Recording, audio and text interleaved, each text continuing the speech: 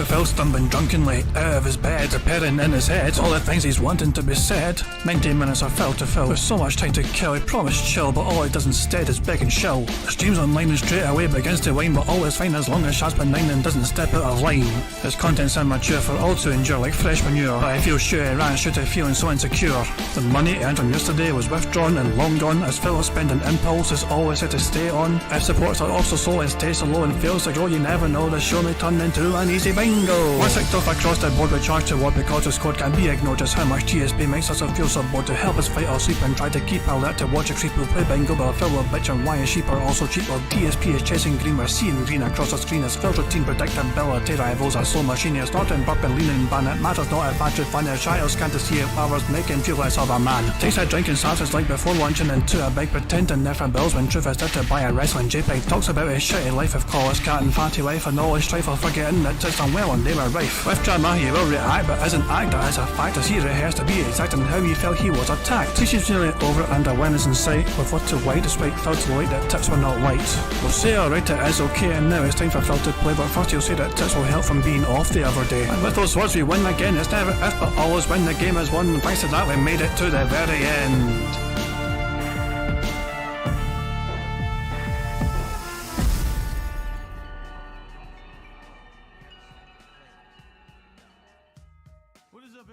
Hey guys, King Jad here, and welcome to DSP Bingo for what is today, Friday. So it's Thursday. My bad. Sorry, it's been a long fucking day. I'll restart. Hey guys, King Jad here, welcome to DSP Bingo for what is today, Thursday, the 23rd of November 2023.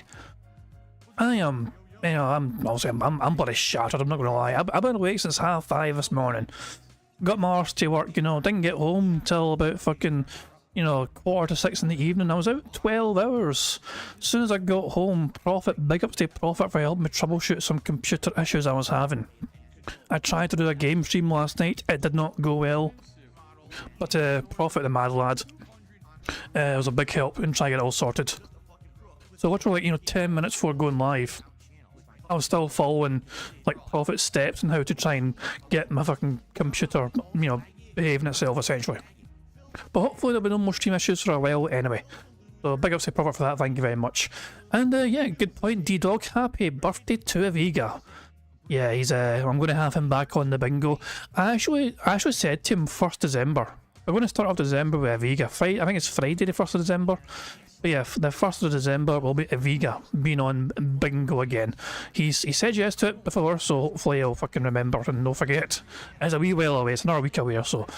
But as you can see, Phil Burnell, even though he was well over 500 members before his precious day off, he went back down again. And he has been hemorrhaging fucking members. He's down to 473.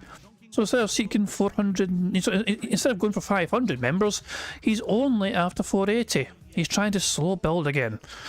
And yeah, it's and by the way, big ups to Brian A as well. Brian A in the chat, who's asking, somewhat curious, I've seen pure cunt being used in Scottish insults as well as complete cunt. Is either of the two stronger? Pure cunt is more kind of, guttural, you know what I mean? Total cunt is when you want to try and, in complete cunt or total cunt is when you're trying to get your point across emphatically. Pure cunt is kind of said in the heat of the moment, It's like if you really want to emphasise how much of a cunt somebody is, you use the bigger words like total or complete. Pure cunt is just heat of the moment kind of thing. Yeah, but yeah, Brian, sorry for all the dirty talk straight away in the stream, I know it's shocking. But yeah, Brian is also trying to help me with my computer problems from last night as well. So big ups to him as well. I do appreciate everyone trying to help me. Sorry I couldn't do a gameplay stream last night, it is what it is, but I'd rather have it happen during one of those kind of just, laid back game streams rather than a bingo. If it happened during a bingo, it'd be fucking annoying as hell. But anyway, Phil's back from his precious day off, It's Thanksgiving today, a big Thanksgiving special.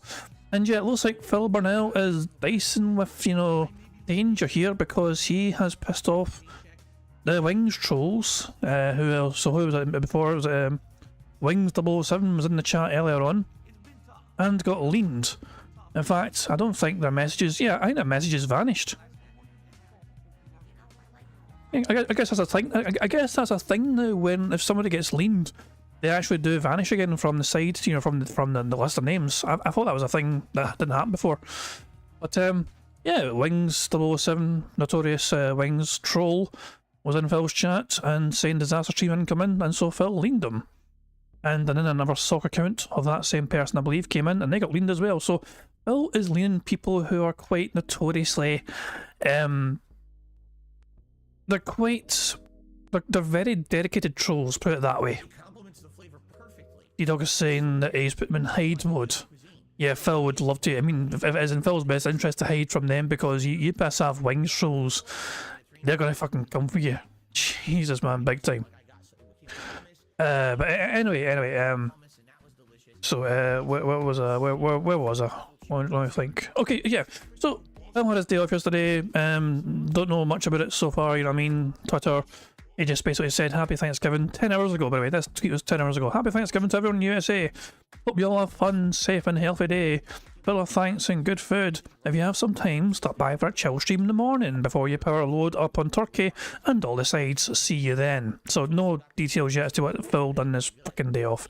In case you're curious what happened before Phil's day off, Call of Duty done quite well for him. On the day stream, $113. The top tip, $26. So not exactly whaled out, you know what I mean? Couple of decently, you know, I mean, that's the kind of stream that Phil hopes for when you think about it, you know what I mean? It's not one big person with a big massive whale tip, you know? It was actually a variety of 1 Minute Man and whoever is a fucking top tipper, you know, someone one-upped 1 Minute Man by going $1 higher. But yeah, day stream done quite well for Phil, and he got to wear a fucking hat. Night stream, not so much. Like a Dragon Gaiden, $23, very fucking slow. But anyway, there's a couple of wee videos here that I want to kind of show off. Mr. Stuff, formerly known as Mr. Who Stuff, re-uploading a couple of old classic videos, and some of them are quite short. It's like a minute long, this one. This is DSP blaming Liana for a dirty house. I'm the kind of person that I'm very, let me put it this way, it was ingrained in my head by my parents that things should always be clean, things should always be maintained, things should be on a schedule, a rotating schedule, you should clean everything in your house and stuff like that. Okay, but you find that when you live with a person, okay, you tend to kind of lean toward, at least me, kind of lean toward the tendencies of the person you live with. And so, honestly, there was never a set cleaning schedule for this house.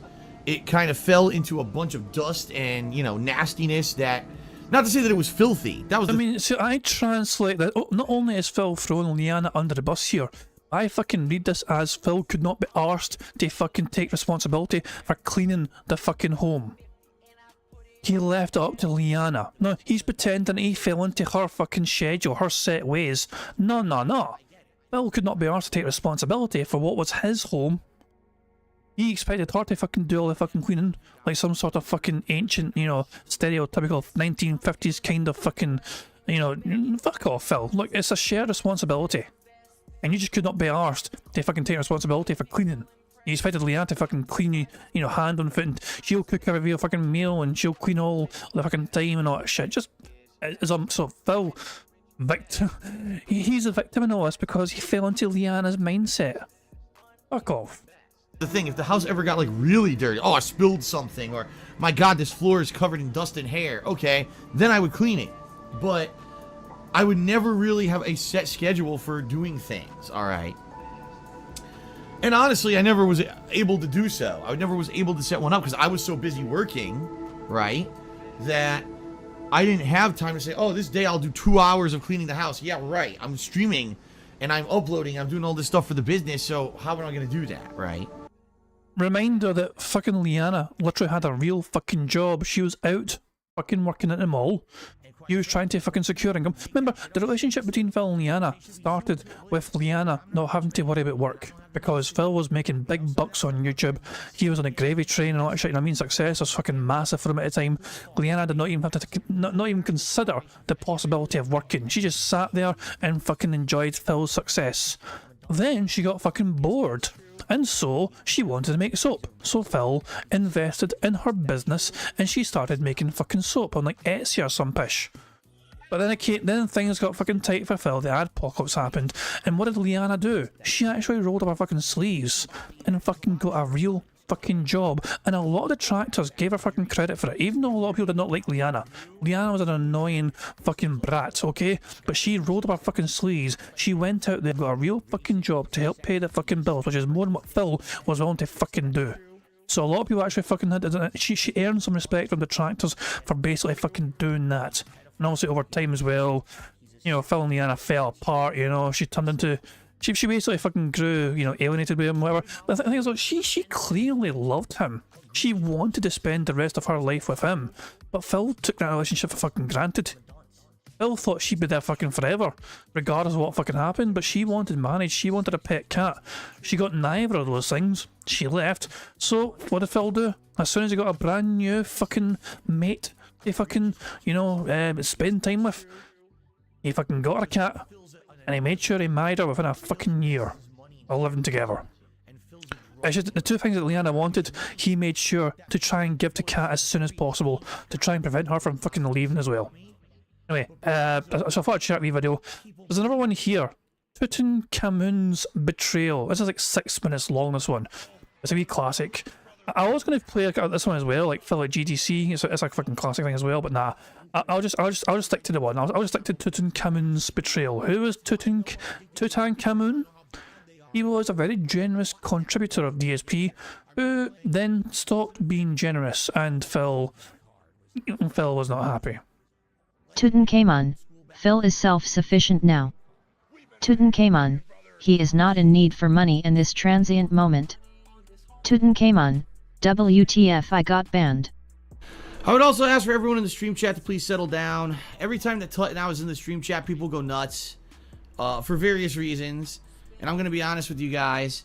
You know, it gets annoying when I'm trying to put on an entertaining gameplay stream and literally 100% of the discussion in the stream chat is about Tutankhamun because he was, you know, positive and generous and supportive over the last couple of months financially and with gifted subs and with everything. It's time to grow up. You know, if Tutankhamun wants to be here and hang out, great. But people should not be making the entirety of the stream chat about him. And I mean that like in any way. Like, some people are positive, some people are negative. Are you going to give Phil more money? Are you going to gift more subs today? Are you going to do that? Leave him alone. Leave him the fuck alone. It's none of your fucking business what he does. You know? Like, and to be in his shit is fucked up to begin with. Just because the guy wants to come and hang out on a stream. You know what I mean? It's just ridiculous. You know what I mean? Like, people, you just got to make it everything about him. And so I come in and I'm doing my pre-stream. I notice he's in here. I give him a shout out. And the next thing I see is everyone's just talking about him. How about you just fucking act like he's a normal person like everyone else instead of making the entire thing about him? I'm being honest with you guys. I'm tired of it. This is the same fucking person who, when people are not paying attention to him on his fucking streams, he freaks the fuck out. Phil hates fucking sharing the spotlight. Phil hates not being the absolute centre of everyone's fucking attention on his own streams. Tutankhamun was so fucking generous with his contributions, but everyone started fucking making a big fucking deal whenever they came along to fucking streams. The fucking power that one whale fucking had was insane, and Phil slowly grew to fucking be jealous of this big massive whale. Was it worth getting all those fucking dollars if everyone was fucking liking Tutankhamun and making a big fucking song and dance about his fucking appearance over fucking paying attention to him? Over time, Phil said it was not worth it, and so, yeah, this shit happened. I'm tired of like having to be like a parent to people who can't act their age and just act like little kids in my stream chat. I just can't do it anymore. You know, I'm not gonna put up with that shit. I'm gonna try to put out a fun, entertaining stream for you guys. You know what I mean? And I don't want to see people make the entire fucking stream about this. You know what I mean? I'm just done. I'm done with it. So oh balls, is DSP going live? Sorry, I missed that message. Sorry, my bad. I'm just gonna pause it like there. I'll fucking pop it like when is he? Do they have any intro today? No proper intro? Whatever. We'll leave it there for now. I mean, on pause. Well, I want to watch the rest of this wee video. It's pretty good. I will speed up though. I will speed up to 1.25 because you know why the fuck not. But yeah, this is a good little fucking back in the day kind of lore video. If I see this shit, I'm gonna start fucking moderating the chat. And you guys, if you don't like it, too bad. I can't have the entire fucking stream be about a guy who may or may not show up today. If he shows up and he says a word, now everyone fucking goes nuts and harasses him and does shit. I'm tired of it. I really am. Like, the stream needs to get back on track with being about me playing games and having fun and you guys hanging out with me. Not, oh, the entire fucking stream now is going to be about some guy that gifted subs. I mean, come on, grow the fuck up. You know, I'm tired of it. So I'm laying down the law. I'm just being honest with you guys, all right? I'm not going to put up with this shit. I'm not. So if you guys are going to do this shit, too bad. You're not going to be around for long. So you better wise the fuck up. Just being real talk here, guys. You better wise up. I'm not going to have to put up with this shit no more, all right? You know, if Tut wants to come in and talk, great. But that doesn't mean that the entire stream now is about Tut for fucking 4 hours. And people harassing him and PMing him and doing this stupid shit, right? Look at the current subs he had. This is on Twitch at the time, and look at the current subs he had. A lot of those subs were gifted by Tut. Which is just, it just shows you. Phil, you know, there's only so much money you can give to Phil without Phil feeling threatened by someone else's popularity. And every little thing that he says, every once in a while he says something that seems like it's trolling. Let's not micro analyze every fucking thing that he says and do. And you know, the problem is, you guys, I hate to say it, a lot of the people who watch my streams buy into all the fucking drama. You guys go off and these people who literally micromanage every moment of my streams to try to find some kind of drama to turn into a big video they can put on YouTube to get views and get popularity. You guys buy into that shit. I don't see that shit, but I know because people come in and talk about it in my stream chat. I'm like, why don't you just fucking grow up and stop turning every little thing into drama and negativity, and instead just come to the streams to hang out and have fun? Because if you bring in that negative element from other people who are only doing it to get attention for themselves, is derailing the chat, you know? And I'm done with it. I'm not putting up with it anymore. So if I start seeing this dumb shit, it's over. You guys are going to get banned. I'm just not putting up with it. And if it means that 20, 30 people get fucking banned because they can't act like adults, so be it. You know? By the way, no one's going to miss you. Just being real, no one's going to fucking miss you because you're the drama queens who come in and have to start this shit every day. You know? No one cares. So it's time to fucking grow up. Just being real here, you know. I'm not gonna put up with this shit anymore. And you know, I'm gonna start playing Mega Man. And if I look down at the stream chat and everything is tut, it's gonna be ban, and then we're gonna continue on like normal fucking humans and not idiots. Okay? So it's time to wake the fuck up. All right. UCK 14K just reset for the 8th month in a row. It says, don't let the foolishness get to you. Keep putting out great content. That's what it's all about. You know, that's what it's all about. That's why it frustrates me when I am putting out content that people are saying is good, you know, and then next thing I know, I look down and the entire chat has been derailed by the appearance of a single person just because that person was generous or they said something that could be construed one way or another. What the fuck? Are you 5 years old? Seriously, it's just so stupid. I know this is a gameplay stream, but that doesn't mean that all rationale of like intelligent thought needs to be thrown to the wolves because I'm playing a video game. Can we show the world that gamers aren't just immature people who, you know, do childish things all day, and can we actually like be a little bit much more mature than that? I'm just saying. Okay. Prank Black, you think he gave 2K to be a troll? Darksadeful, Prank Black, although I agree with you, Tut is now suspect.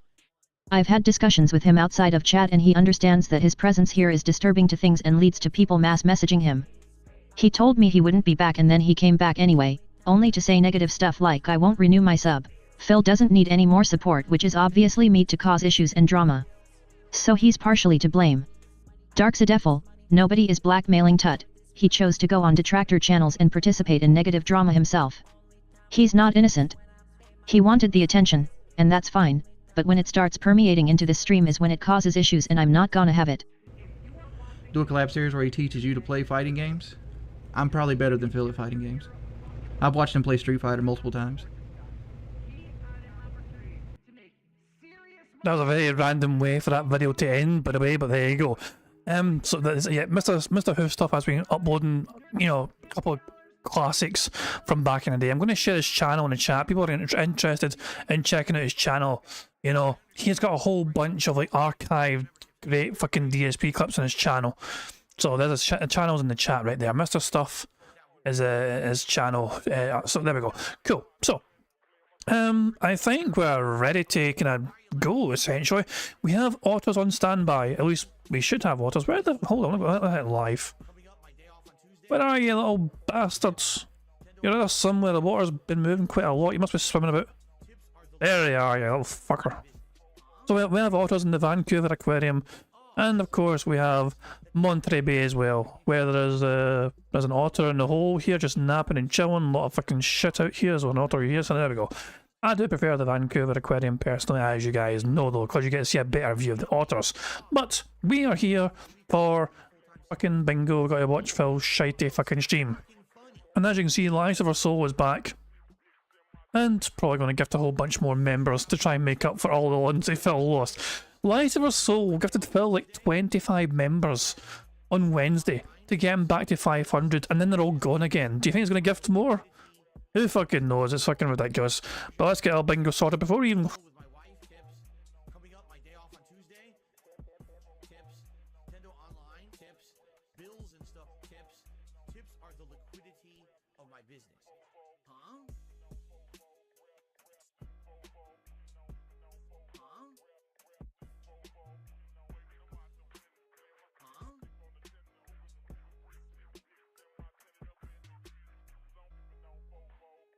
This one's for all my baby girls. Now, what does the sugar do in the sauce? Adds sweetness, adds a contrast. If you don't, it's all going to be tartness, and you won't have any It's going kind to be of sweetness acidity to from the sauce. tomatoes. Right, you'll have And then tart, spice. tart and it's acid and nothing else. All right. So now we got to stir all that in, and then we add our final ingredients, and then the meat. This one's for all my baby girls. God damn it. I was muted the whole time. I was trying to read out all the people fucking being members and I was fucking muted the whole time. My bad. Let me try that again without being fucking muted. I don't know how that happened. Sorry for being muted. Fucking dumbass me. Thank you very much to Dido for gifting 20 members. Much appreciated. Big ups to Ian Sorare, Darks of the Flow, Barrett Wells, Banana Jones, Psycho Weasel, Picking a Blanket, Beamer, Saichi420, Max Power, God of Fuck, The Misery Merchant, Tom, who else? Pauline Surik, Sartos Man, Lima Whiskey 7, Felipe Baxter, Coraz EQ, Brian Coggins, Gregory Lake, and finally, Inigo Montoya. Inigo Montoya. Inigo or Inigo. I don't know which one it is. What else do anyway? But guys, thank you very much, D-Dog, for gifting members, 20 members, extremely generous of you. And, yeah. Yeah, I'm also everyone who got membership, make sure you thank D-Dog for his extreme generous. I didn't expect that. I think I can go. But D-Dog, big ups, thank you very much. I'll tell you what, D-Dog, for your extreme kindness, how about you pick today's bingo number? D-Dog gets to pick a random number to try and pick hopefully a winning card. So we'll let D-Dog decide the winning card, hopefully the winning card for today's show. And D-Dog says dedicated that's all wonderful. Dedicated to Aviga. Aviga's birthday, friend of the channel, he's always welcome on. I love derailing Aviga streams like fucking crazy, you know what I mean? It's so much fucking fun to derail that bastard. Yeah, he's a friend of the streams as well, and he's gonna be back on again soon enough.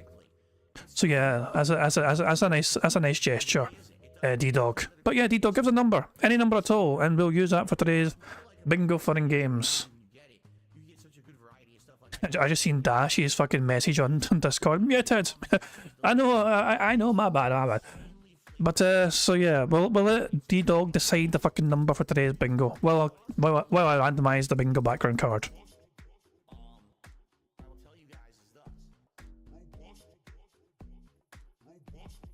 D-Dog, move your arse, pal. I'm waiting for a number. Oh, you said 30. I see it now. 30. My bad. 30 for Aviga. Okay, so we're going to type in 30 and generate this bingo card. So, this is the bingo card we have for today's Bingo Antics Thanksgiving special. By the way, happy Thanksgiving to the Americans in the chat. I do hope you have a great fucking day with your family and everything else, you know what I mean? I am very envious that you guys get to fucking celebrate Thanksgiving. It sounds like my kind of fucking holiday. You get to eat a whole bunch of good fucking food a whole month before Christmas. It's like Thanksgiving's like a fucking warm-up for a big Christmas fucking meal. I am super jealous of you guys. Anyway, the card for today is Phil to say interesting, him to discuss family, him chewing water, him giving a years ago story, and him saying reality. The second row is Phil saying shocked, him bumping his microphone, him saying nobody or no one, him saying million, and him pointing at a text on the screen. The third row is Phil being toxic, him giving a good old turbo nose where he goes, no, him snorting, him touching his eye, and him doing scat talk. The fourth row is Phil saying tired, honest, him doing Q&A, him saying wow, and him saying life. The fifth and final row is Phil saying tips, react, his voice cracking, no exaggeration, and finally, Phil clearing his throat. That is our bingo card for today's show. Apparently Phil has a long intro as well, so I can just kind of fast forward a bit more, I think, here. Here we go. We go here. Come on, stream, stop being fucking weird. I'm trying to fucking get to the... hit play. There we go, hit play and see what happens. We also need to go 1.25 speed. There we go. The stream is... Oh, here we go. But we need to fast forward. We need to fucking fast forward because Phil's playing the long intro as well, as apparently. Oh, come on to hell. Yeah, we need to refresh this shit. Since Shut up, Phil. you know, I've been Shut up, Dafty. Right. We're behind DSP, live DSP, by about 10 minutes. So, we probably should get cracking. So, let's just click right here, just so we're prepared. And let's just make sure it actually goes on 1.25 speed properly. There we go. Right, guys. Before we begin bingo properly and all that jazz, let me run down very quickly the ways for us to, you know, the aim in the games essentially. So, we want to try and get 25 out of 25 on this bingo card we see before us all today. So, to do that, there's a variety of ways we can get free spaces. For example, if Phil snorts 20 times or burps 10 times before he starts recording for, well, I guess it's not gameplay today, before he starts recording for his big main event, you know? Basically after the podcast, when he starts recording for the thing that's after the podcast, that's when all the burps and snorts count, okay? That'll give us a free space, so if we get 20 snorts or 10 burps before that point. Same applies for Phil getting 100 likes and blowing bubbles for his audience. If that all happens during the podcast, then cool, free space there as well. If you guys like the stream enough to get 100 likes before we finish playing bingo, not only will that give us a free space as well, but you guys also get to enjoy the bubbles animation that Pixar Animation so very kindly made for us all to enjoy. So a variety of ways to get free spaces, one of which you guys are in direct control of. 100 likes on a bingo before we finish, free space, as well as the animation that Pixar made. Now, the aim of the game is to try and get 25 out of 25 on this bingo card you see before you. But to be eligible to win a potential prize on the bingo card, you've got to make sure you leave a comment on the community post which is linked in the description of this live stream. I cannot emphasise that point enough, okay? And one more thing, I'll say it at the start just in case people are confused. I will not be here tomorrow for Phil's Friday stream, but I will try and make up for that by doing a stream on Saturday instead if I'm able to, okay? Friday, tomorrow, I'm spending time with my mother. It is her birthday. Well, technically, today is her birthday, but it's easier to go through tomorrow, this year. But yeah, I'm going to basically commit to family time because I miss my mama, you know, so simple as that. So yeah, but I will try and do something on Saturday instead for you guys, a little kind of Saturday bingo stream to make up for that. But today though, we're still going to get through today first and everything else. So, I just thought of something. If Vika and my mother share the same fucking birthday, that is, why is that? Why do I find it so weird? Okay, if Vika's not allowed to have a birthday on the 24th of November anymore, it's just not allowed. Okay, he has to change his. My mother was here first. Her birthday came before his birthday, so there you go. Strange. Anyway. Let's just fucking crack on a bingo. Good luck everyone, here we fucking go. Fingers crossed we can get a full house on this Thanksgiving special. Good morning, everyone, and welcome to the show. Today is Thursday, November 23rd, 2023. I'm DSP, and this is the special Thanksgiving edition of the Level 1 podcast. So I guess I should start by saying, happy Thanksgiving to everyone who lives in the United States. I hope that you are having a good day so far. I hope that you guys are enjoying burger, and perhaps you will partake in some delicious food, some safe, happy. Hang on a second. We had this bingo background recently, so let me just randomize it. That's otters. What the fuck's that? Oh, that's his beard. Oh, it's just. Let me think. Let me just smash the fucking randomize button until we get something random that we don't recognize.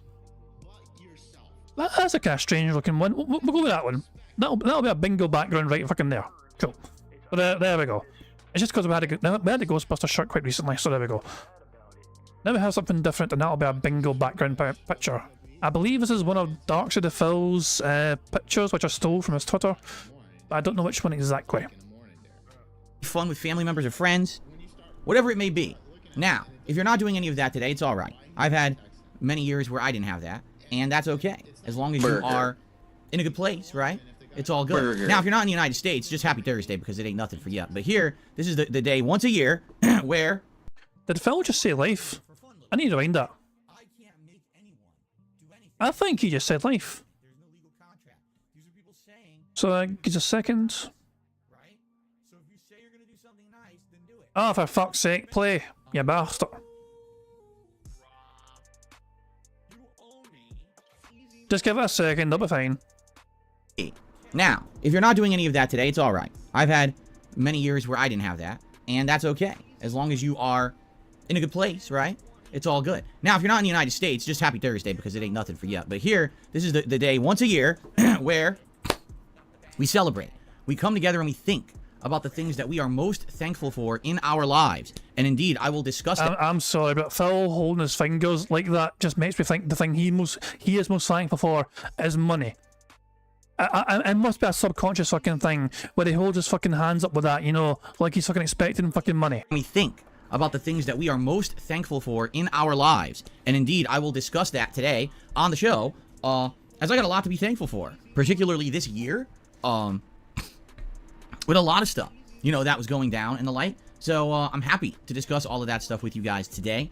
I'll tell you a little bit about what we'll be doing today in regards to like food and stuff like that here. And we got a little bit of news to cover today and a little bit of chill Q&A and all of that. Now, to be honest, today is kind of a day that didn't really have any direction. And what I mean by that is today's a national holiday here in the United States, and I didn't really take it seriously. I was like, oh, this is like a main day of content or anything like that. I see this as like kind of a bonus stream. You know what I mean? It's not a big deal. I'll be honest, I'm not expecting many attendees today because half of my audience likely will be busy celebrating Thanksgiving themselves. So without having a ton of major stuff going on, I didn't really have anything majorly planned. I said, oh, today we'll do the podcast and maybe we'll just hang out. Maybe we'll do a tier maker. Maybe we'll do this or that. And I wasn't really sure what to do. So I actually did a poll on DSP Gaming over the course of Wednesday night into Tuesday night. After I got off my streams, I did it like late at night around midnight-ish into Wednesday night, a 24-hour poll. All right, so what I'd like to do is read the results of that poll so you guys, straight hair here, so you guys know what's going on, because the way I see it, it's going to be a pretty casual stream. Like I said, it's not going to be anything ultra crazy serious or anything like that. So, going over to this poll, the options were as follows, okay? Where is it? Why don't I see it? It was on the community tab. Let's try this again. Did it delete it? Holy crap, it deleted it. I didn't know it did that. Well, now I know it does that. So it was a timed poll that ran from like midnight to, well, I guess you would say midnight Wednesday to midnight Thursday or whatever, 12 to 12, right? And I timed it that. Anthony's claiming it was a mic bump. Was it a mic bump? I can go back and check if you want, although fucking the streams have been kind of annoying right now. It's just like, I went to the line and then it fucking does a circle thing for a good while. But was there a mic bump? Brian's not sure if it's a mic bump or a table bump. I mean, we can go back and check. We can go back and check. Let's see. Let's see. Prophet saw a mic bump even though he wasn't watching. Of course he fucking did. We'll play it again. The way I see it, it's going to be a pretty casual stream. Like I said, it's not going to be anything ultra crazy serious or anything like that. So, going over to this poll, the options were as follows, okay? Where is it? Why don't I see it?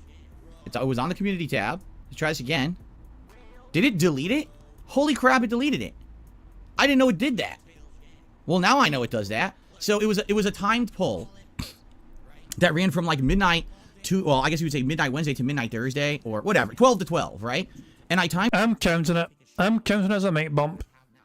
Yeah. The mic's shaking anyway because he's fucking jiggling his fucking leg, but I'm counting it as a mic bump because I think it made it sound like it was. Burger. So there we go. It that way. I had no idea YouTube deletes the poll when it's done. I thought that it would still be there visible. It would just close the poll. No, it deleted it. Well, that was really useful. Anyway, I can tell you, I did check the poll before it expired last night. It was like an hour away from expiring, and I could tell you what the results were. Basically, the options were as follows. Number one, we just hang out with no real... Number one, we snort. That's the first option. Number one was snort. Guidance or anything. We just chill today on this random stream. We talk. We, you know, whatever you guys want to do. We want to talk about food. You just want to talk about the holidays. You just want to do Q&A. You just want to shoot that shit, as they say. That was option number one. That got, I believe... Well, let me go through all the options. That was option number one. Option number two was to do a tier maker ranking foods. Okay, so actually ranking like different kinds of food for the holiday that people eat on, you know, on Thanksgiving. So that would have been interesting. Number 3 was play Modern Warfare 3 multiplayer, which is definitely an option, easy to do. And number 4, play. But by the way, Modern Warfare 1. Before you hear anything else, before you hear option 4, Modern Warfare 1, he said so at the start of his stream in his chat that Modern Warfare was a landslide fucking popular favourite. Just as well that Phil playing Modern Warfare during the day streams gets so much support, eh? What a fortunate coincidence that turned out to be. Play Street Fighter 6 multiplayer, okay? So the poll results were last place was basically Street Fighter 6 multiplayer. All right. But Phil, your audience loves it when you play Street Fighter. They've been clamouring for it. They want more Street Fighter content. They've been fucking begging for it all month long. You had that shit on hiatus, so why aren't they fucking offering more money for you? I guess nobody fucking cared about the fucking game, Phil. You did. You fucking cared about the fucking game. You brought it back, despite no one asking for it. But Phil, the results speak for themselves. People would rather have a fucking tier maker. Your dumbass denhead audience would rather have a goddamn boring hour-long tier maker than watch you play Street Fighter 6. How does that make you feel, Phil? So I don't know if people are just tired of the game. I don't know if people just didn't want to attend a random stream of that today. What's funny is if this were back in the day, like, 10, 15 years ago. But it's not back in the fucking day, Phil. Welcome to 2023, Phil. This is not fucking 2010 anymore, where you're fucking playing Super Street Fighter Turbo 2 and pretending to be fucking hot as shit in a game. Well, get with the times.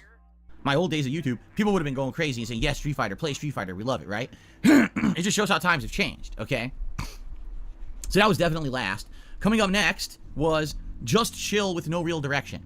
I guess people wanted at least some direction, all right? So, the closest two were the Food Tier Maker or Modern Warfare 3 multiplayer. And the results were basically the Food Tier Maker came in at a roughly around like 25 to 27% of the polling.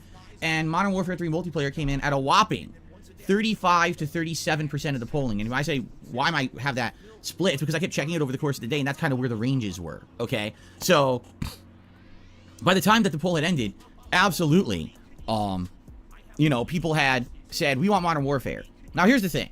You might wonder why. Why on earth would people want that? I think there's a couple of reasons. Number one is because out of all the stuff I've been doing recently, it's quite fun. It's fun for me. It's fun for you. There's times when I'm sucking and it's funny to see me rage, but then there's times when I'm doing really well and I go on a tear and I'm getting the score streaks and everything, and people are very entertained by that too. I'm constantly changing my weapons and loadouts, so it's not just me using the same stuff over and over, and because of that, it's entertaining too. If I was someone, I'm just going to use this one weapon or loadout and master it, it'd probably be boring. But because I am doing the variety, it's a lot better to watch, right? So, I kind of get it. Now, in addition to that, it was funny because as I was playing Modern Warfare 3 on Tuesday, everyone was like, okay, so when are you playing it again? And I was like, oh, let me see. Well, let's see. Well, I'm not playing it tomorrow because I'm off, and we're not playing it Thanksgiving, and we're not playing it Friday because that's the Apocalypse, and we're not playing it Saturday because that's Super Mario RPG. Oh, we're not playing it Sunday because that's the reaction. So I guess Monday. People were like, a week? You're going to make us wait a whole week to see you play this again? And we love it. We want more of it. So I think that's what it is it's good content. It's variety because I change my loadouts. It's entertaining whether I lose or win. You can tell that overall I'm enjoying it or I wouldn't keep playing it as much as I'm playing it, right? And it wasn't scheduled for like a week, right? So I think that's exactly what it is people wanted to see more Modern Warfare sooner rather than later, knowing that I wouldn't be able to play it again until Monday. So I guess that's what we're going to do. Now, this podcast, like I said, it's a special holiday edition. We're going to be talking mostly about Thanksgiving and stuff like that today and what I'm thankful for. I'm not going to be going through crazy schedule stuff, and all I'm going to talk a little bit is tomorrow's Adpocalypse. But outside of that, we're not going to have a giant segment about, oh, how are my playthroughs doing? And, oh, the schedule. Does that mean you're not going to do a Begman either, Phil? Please tell me you're going to fucking cancel the Begman as well. If it's not going to be your average fucking podcast, then don't do a goddamn fucking Begment. If you're going to cut out the schedule, then cut out the fucking Begment. We do that every day. This is a special day. It's a holiday. I'm happy to have people here on stream. Like I said, You also beg every fucking day, so fucking leave that shit to the fucking side as well for once. I'm not expecting much or anything. Today, you're not going to hear me harping on goals or anything like that. It's not a big deal. Today is the opposite day anyway. It's Thanksgiving. Today's the day to be thankful for what you've gotten, not to ask for more, right? So that's how we're going to treat it. So, Wonder how long that fucking mentality will last. Holy fuck. I mean, that's one of those fucking sound bites that could come back to haunt Phil in his podcast if support is not forthcoming. Although I do imagine he's probably been promised certain contributions by people if he's feeling so fucking confident to say that. Thank you all for being here. I'm literally not looking at attendance. I think what I want to do the podcast. At the end of the podcast, I want to look and see how many people are here. I'm going to predict 300 will probably be here today. That's my guess. Because it's a holiday. I think most people will be busy. But we'll see. Yeah, I don't really look. Okay. Am I going to do shout-outs after the podcast? The way it works is I do the podcast, I talk my topics, and then the last segment is shout-outs, basically, right before we do, like, Q&A. But keep in mind, we don't have a lot today. I'm going to do the Thanksgiving segment. I'm going to plug a little bit of the apocalypse. We have a couple quick news stories, and then we'll get to that. Okay? Cool. People are saying we've already exceeded 300 viewers, so I'm not even looking. Anyway. So, ladies and gentlemen, today is Thanksgiving. And today is a day of food and fun, but also it's an important day to look back at what's going on in your life and say, you know, how am I doing? It's time to do a little bit of a personal assessment, right? What's going on in my life? Am I, you know, and today's really a day to be grateful for the things that you have. And the thing is that I think a lot of people don't really do that. What a lot of people do is they focus on the things they don't have. They focus on the things they want, but never seem to reach, right? In life, it's like you always have a goal that you're reaching towards and you want to get, but you can't really get it. It's been like that a lot for me, especially these last many years since, you know, I've been married, and we're always thinking, man, we'd like to really get to a position where maybe we can fix some of the stuff in our house that's broken, because a lot of things have been breaking down, bathrooms, dishwashers, all kinds of stuff. Hint, anyone? Hint. Man, would it be great to eventually go on a honeymoon together? You know, it's that kind of stuff. And you think about that stuff, and you're like, man, it's kind of sad because we can't do that. It's like, wait. Whoa. Hold on. Oh, it wasn't turbo nose, it was turbo weights. We cannot count that.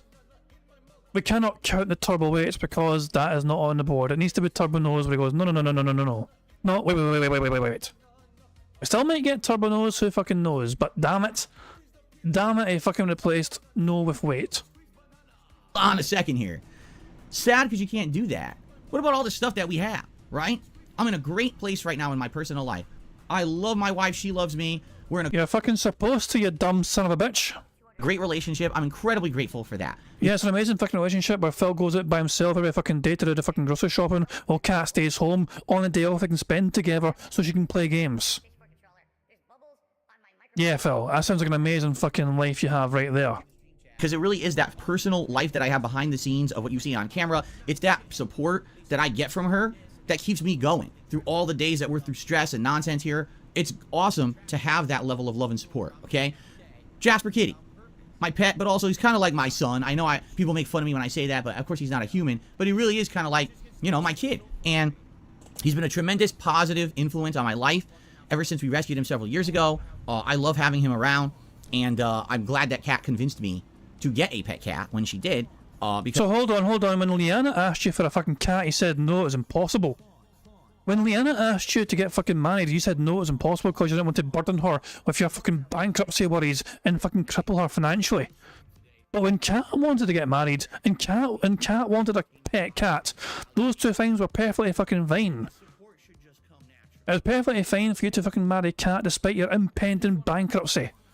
Your excuses as to why you couldn't fucking do these things for Leanna really make no sense when you fucking run a rush to do it with Kat. because I had never had a cat before, and now, you know, he's been in my life for several years, and it's been awesome, right? I live in a great house, you know, in general. You just fucking said the house is falling apart. You fucking half the home's fucking in a wreck and in a state. The fucking bathroom's broken, the dishwasher fucking screwed up the fucking kitchen and all that shit. What the fuck? I live in a great fucking house. I'm healthy, even though I'm literally coming out of the second worst cold / illness I've ever had in my life, and I still have lingering symptoms. I mean, right now I still have a tiny tickle in my throat. I still got a little Oh, bit. for the love of fuck. A month on and he's still fucking milking that fucking cold for all it's fucking worth. Also, apparently, he has a lot of doctor's appointments to fucking go to, and has had, apparently, a lot of doctor's appointments this year. So if he's healthier than he's ever fucking been, then why has this fucking fool got to see a doctor regularly? Almost practically every month. It doesn't add up to me. Of drippage crap going on, so I might have to blow my nose today. I'm still, in general, happy and healthy. I am at a great body weight right now in my life. Like, Yeah, fucking big ups to muscle atrophy. Yeah, it's like, yeah, you lost a bunch of weight. Did you do it in a healthy fucking manner? No, not really. Your fucking your noodle arms are going to fucking fall off. A strong wind would blow those fucking noodle arms to fuck. Oh, before I forget. So I went into the office today, right? I don't usually go into the office, but today I went into the office, and I had a colleague that, he was, when I last talked to him, he was going to go to Seattle. He's been. So I asked him how his visit to Seattle was. He loved it. He really enjoyed his time in Seattle. He went to see an NFL game and all that shit. And he also said something which fucking made me buckle over, but he has no idea why. He said that the Seattle air, he didn't say it that way, but he said the air quality in Seattle was really good. So yeah, I couldn't help but grin. I said, aye, that Seattle air is fucking special, isn't it? I've heard good things about Seattle air. It does miracle for your health and all that shit. I mean, he was probably wondering why the fuck I'm laughing about the air quality, but yeah, Seattle air. He was very impressed with the Seattle air, put it that way. Oh my god. And also I asked him, was it okay? Was there trouble? Was there problems? And he said no, it was perfectly fine. People were okay. The only thing that my colleague noticed was there was a lot of people that apparently go missing. Like when he got to he was at a bus station, for example, and he saw a lot of posters for people that were basically lost, or kidnapped or whatever. There was a very strange claim to make. Other than that, it was perfectly a normal small city, like he said, But yeah, he enjoyed his holiday anyway, and he fucking loved the Seattle air. Oh, and Roachbait's saying he did an eye touch two minutes ago. My bad. If I miss things, guys, please point them out to me. I don't mind. Burger. I'm just distracted a wee bit as well, you know what I mean? But there we go. But I as soon as Phil talked about, I had to fucking bring up that my colleague's Seattle story and him loving the Seattle air. I would have been annoyed with myself if I'd forgotten that. My weight right now is close to the ideal. I balance between just under 200 pounds and a little over 200 pounds, and I kind of fluctuate. My ideal body weight is 185. If I actually worked out regularly and did that, I probably would be at it. That's amazing, right? That's a huge thing for my life. A lot of my life I was very overweight, unhappy, not healthy. At this point in my life, I'm probably at one of the healthiest points of my life. At 41, that's a pretty big accomplishment. Through my 20s and 30s being, Did I tick off the wrong thing? Hold on. Oh, I ticked off that. My bad. He hasn't pointed at a text yet. What was it, man? The eye touch. Burger. That's what happened. My bad. Good spot. And no, Wayne, by him saying shooting the shit is not scat talk. It's an expression. It's a perfectly normal expression. People don't go, ooh, when you hear shooting the shit. They just think, okay, he's going to be fucking talking to straight. It's when Phil literally gets into the nasty fucking scat. You know exactly what scat talk is.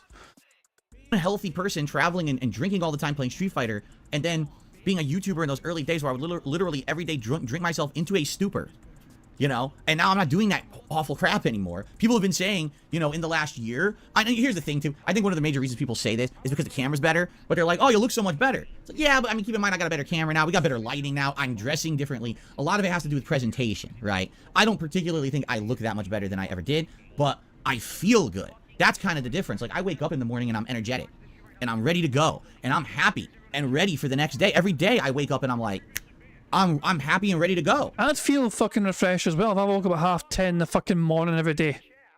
I was awake at 5:30 today to get to fucking work. The last time this bitch saw 5:30 was when he was still awake drinking himself into a fucking WWE champion stupor. And that's different. There used to be, you know, in my life, I don't, oh my God, I gotta do this shit tomorrow, I gotta do that. I don't have that feeling.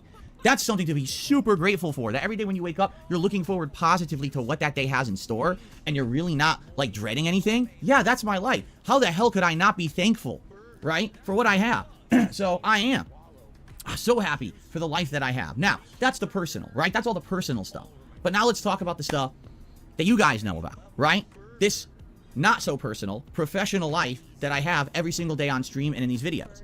I'm so grateful that in 2023, 15 years after I first pointed a camera at a crooked angle at a television in my parents' house in a tiny closet-sized, overheated bedroom, and after all this time, I still have a following for messing around with video games, for hanging out and talking on a daily basis. It's not as big as it once was, but I don't care. I'm just happy knowing that there's people on this planet that care about me, that care about my thoughts about stuff, that like the content that I put out, whether they find meaning in what I say about games because they value that because they know I'm honest, or whether it's they just want to have a good laugh watching my content and having a good time. Whatever it is, you know what I'm saying? I'm just happy to know that people find value in me being here on the internet after so long. All right? I'm incredibly grateful for those of you who love what I do, and you know that I have not conformed to the YouTube norms. You know that I have stayed away from selling out and doing all the stuff that most other people have done on YouTube, on Twitch, everywhere to make a living. Phil, hold on. You sold out before. You have shelled many a product before. You have been sponsored before. Don't pretend you've never fucking gone down that route, Phil. When you had a chance to fucking do it, you've done it several fucking times in the fucking past. You've been given games early, when it was like before you're meant to fucking have those games early as well, because at that time you were a prominent fucking YouTuber. You had that particular kind of clout. So just because you're not fucking popular anymore doesn't mean you're fucking not selling out and not a shell. No. You're just not capable of being that person anymore. You lost that fucking privilege because you blew your fucking opportunity to grow your fucking channel.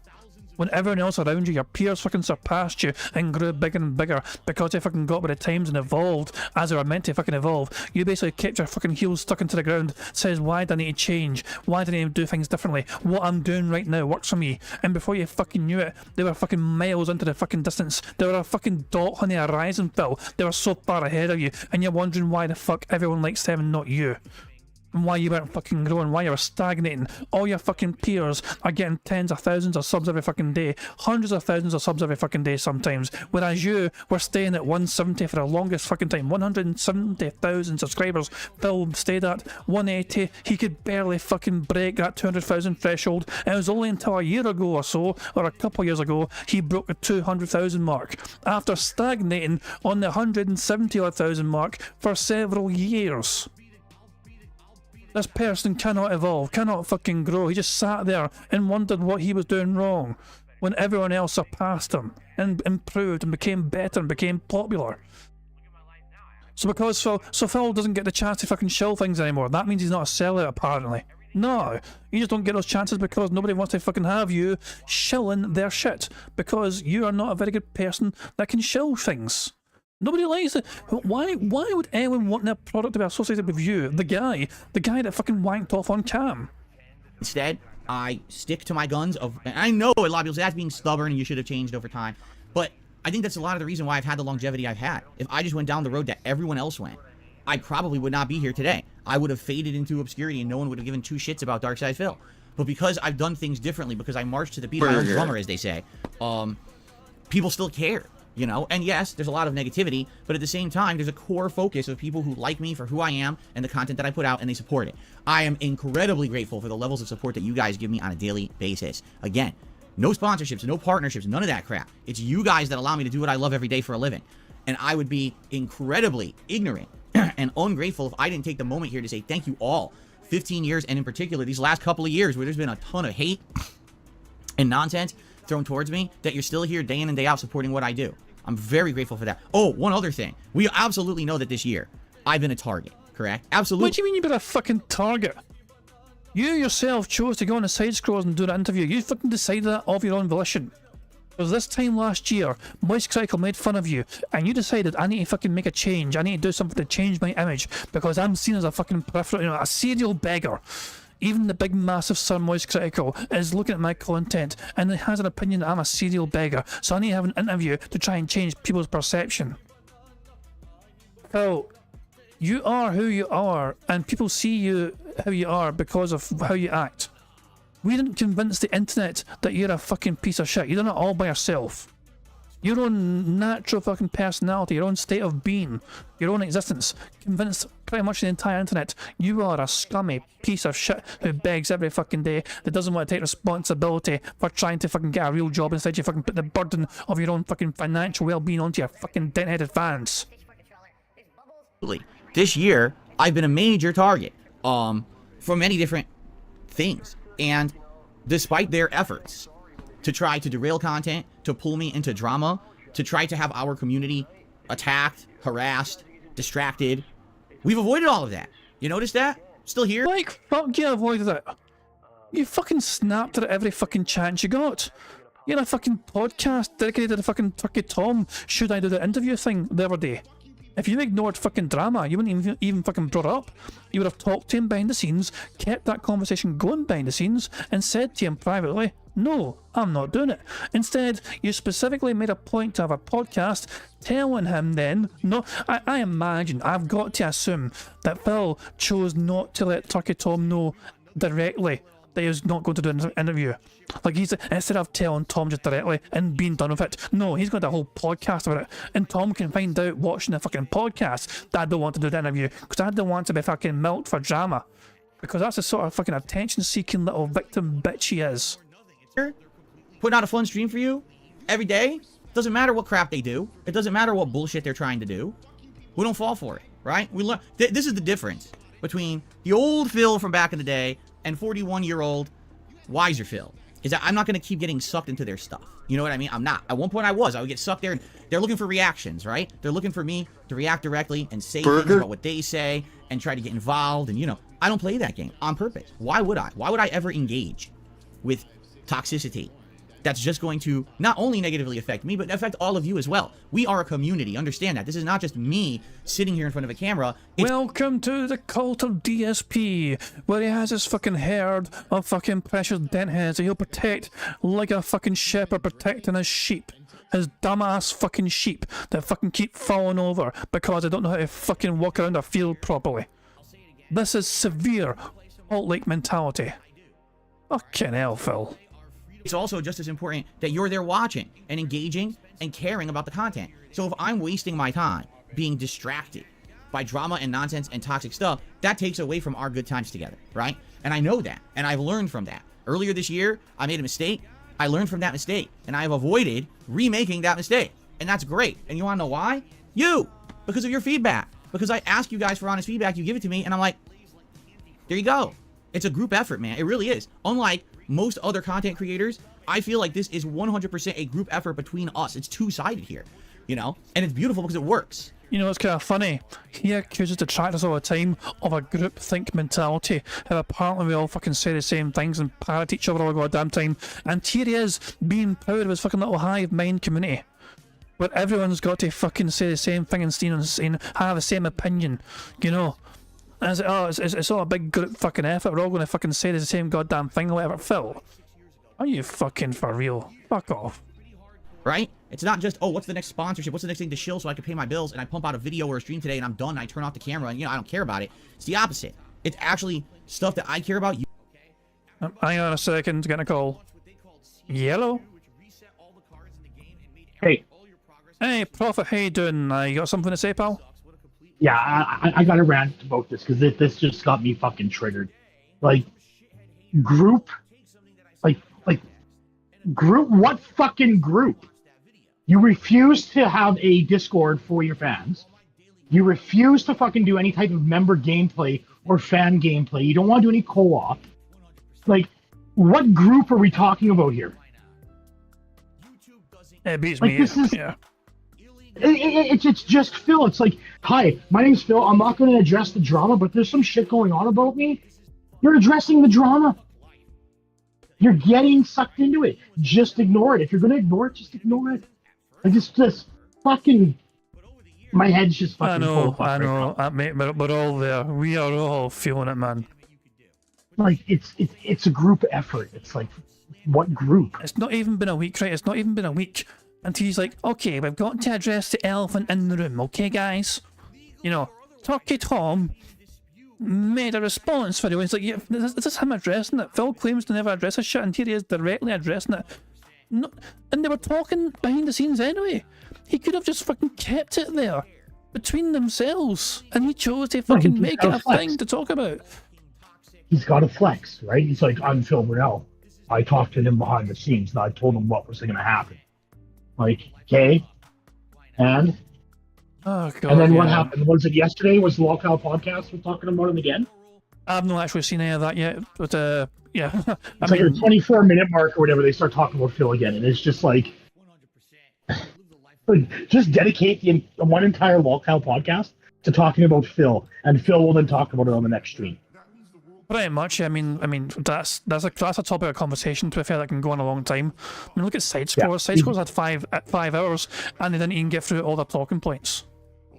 Yeah, because they couldn't, because you let Phil ramble on, right? Because guys, I gotta tell you a story here. I gotta tell you a quick story, right? Because he's not gonna answer the question.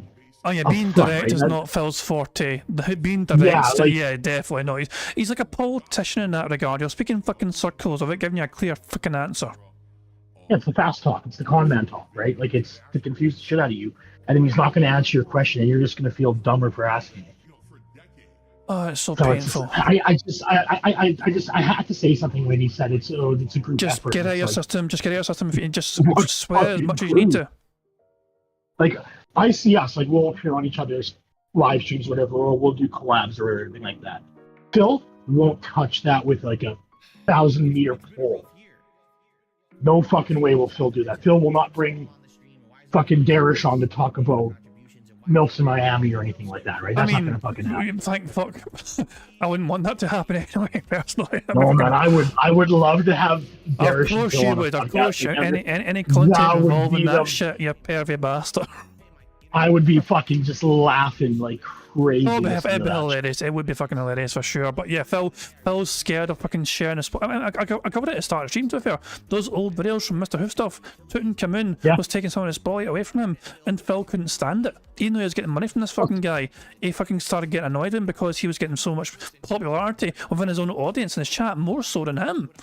Look what happened same thing with with Brian. Project 7, yeah, and there's so many different examples, you've probably got your own, but I was thinking Project 7, John Rambo's getting all the love, John Rambo's getting all the fucking praise for his performance in certain episodes, so what did Phil do? But Phil wrote all that. He made a Phil wrote it all. special video, saying, I wrote those lines, the lines that John said, I wrote that scene to try and get, try and get some clout, because everyone was fucking praising John Rambo. For me, it was Brian. Yeah, he had a Brian multiplayer, like a Cage? member, not a member Yeah, stream, but Apex. It was Apex Legends or whatever, and they were it was on mic Brian together, somebody yeah. else. Yeah, and then Phil like fucking put an end to that because those guys showed him up, carried his ass, and everybody was asking for him to come back. Yeah, that And guy, Phil just especially like, was nope. that Brian guy. Was it Brian? His name was people loved him. Yeah. And he was quite entertaining. Yeah, he was, but he was better than Phil, and Phil couldn't have that, right? So, Exactly. And I actually think Group not long effort. after, I think people actually kept asking, is he coming back? And Phil's like, nah, he's not interested. So I was like, aye, right. Well, the same thing, like even when people ask for OIC, where's OIC, where's OIC, and then Phil gets angry, but at the same time, it's like, better be careful what you say, Phil, because those OIC bucks, they go a long way. You fuck that up, regardless of if he's LARPing or not. I don't But know. I couldn't take it. OIC loves the attention too much. That's a difference. I think OIC just loves Well, that he's a attention too sociopath. much. Guy's a fucking sociopath like Phil. So It's fucking nut shit. That's the kind of Alright. fucking fan he attracts, so bizarrely enough. yeah, the crazies and the fucking schizos. Yeah, the Yes, fucking I definitely the fucking wheelchair bound, the mentally challenged, the fucking people like Derek. The fucking had to Yeah. apologise to porn stars because they're fucking annoying them too much and all that shit. That fuck people like that. Oh my god. Yeah, but I gotta get it back to work here. Thanks for having me on again. No worries, man. Enjoy work. Cheers. Yeah, later. It's always good to get a profit rant, and strange, not a technology related rant for once. That had nothing to do with technology. That rant. That was just pure Phil's being a bastard kind of rant. So there we go. But yeah, Phil is infuriating right now with this fucking bullshit narrative. But yeah, I'm just gonna let him cook. We're just gonna crack on with things. Bingo's doing well. The car's doing very well. So I'm just gonna let him keep cooking, get through this fucking nonsense segment. You care about and everyone wants to see continue, and that's meaningful to me, okay? Meaningful. And listen. It's on the card. This year has not been without its challenges, all right? For me, you know some of those challenges because you've seen them publicly, right? I've been having things stolen from me, a tire off of my freaking car. Phil. That's not your YouTube side though. You said this was about the YouTube side of things where everyone sees it. Hold on. If he brings up the goddamn fucking shopping cart again, I am going to fucking lose it. I'm going to rewind it by about 10 seconds just to get a full context. But if he generally brings up the goddamn shopping cart as something that was stolen from him, it was not stolen. He got a fucking new cart, he fucking redid his shop, and then he fucking left the store with all the things he wanted to fucking get in the first place. Let's fucking see where this fucking goes. If YouTube wants to fucking play, come on to fuck. The dangers of fucking pausing Phil and trying to rewind. out its challenges. All right, for me, you know some of those challenges because you've seen them publicly, right? I've been having things stolen from me, a tire off of my freaking car, right? That I certainly wasn't expecting. I've had multiple attacks, both in the public and private eye. You know, people trying to take me down in various different ways for no good reason. And this year had a lot of personal challenges, things you guys have no idea about. You remember, there's certain times of this year I wasn't able to stream, and that's very abnormal for me, that I would not be here. Because as you know, I'm one of the most consistent content creators out there when it comes to adhering to a set schedule, and you know you can depend on me to be here. And, you know, to not have me here, you know, every once in a while, some people are like, oh, I don't even know what's going on, right? Yeah, because I can't tell you. You know what I'm saying? I can't really explain the stuff because sadly, you know what people do with this information, right? Any real information that I were to give you guys about private stuff in my life would be used against me to hurt me. Another way that I've learned my lesson over the years. Back in the day, I would have told you about everything that I went through this year. Every appointment, every meeting, everything going down that was serious business behind the scenes. You would have known all about it. But I don't anymore. I purposefully separate my public and private lives, so that way there is no more of that intersection and no more chance that you get hurt over that kind of stuff.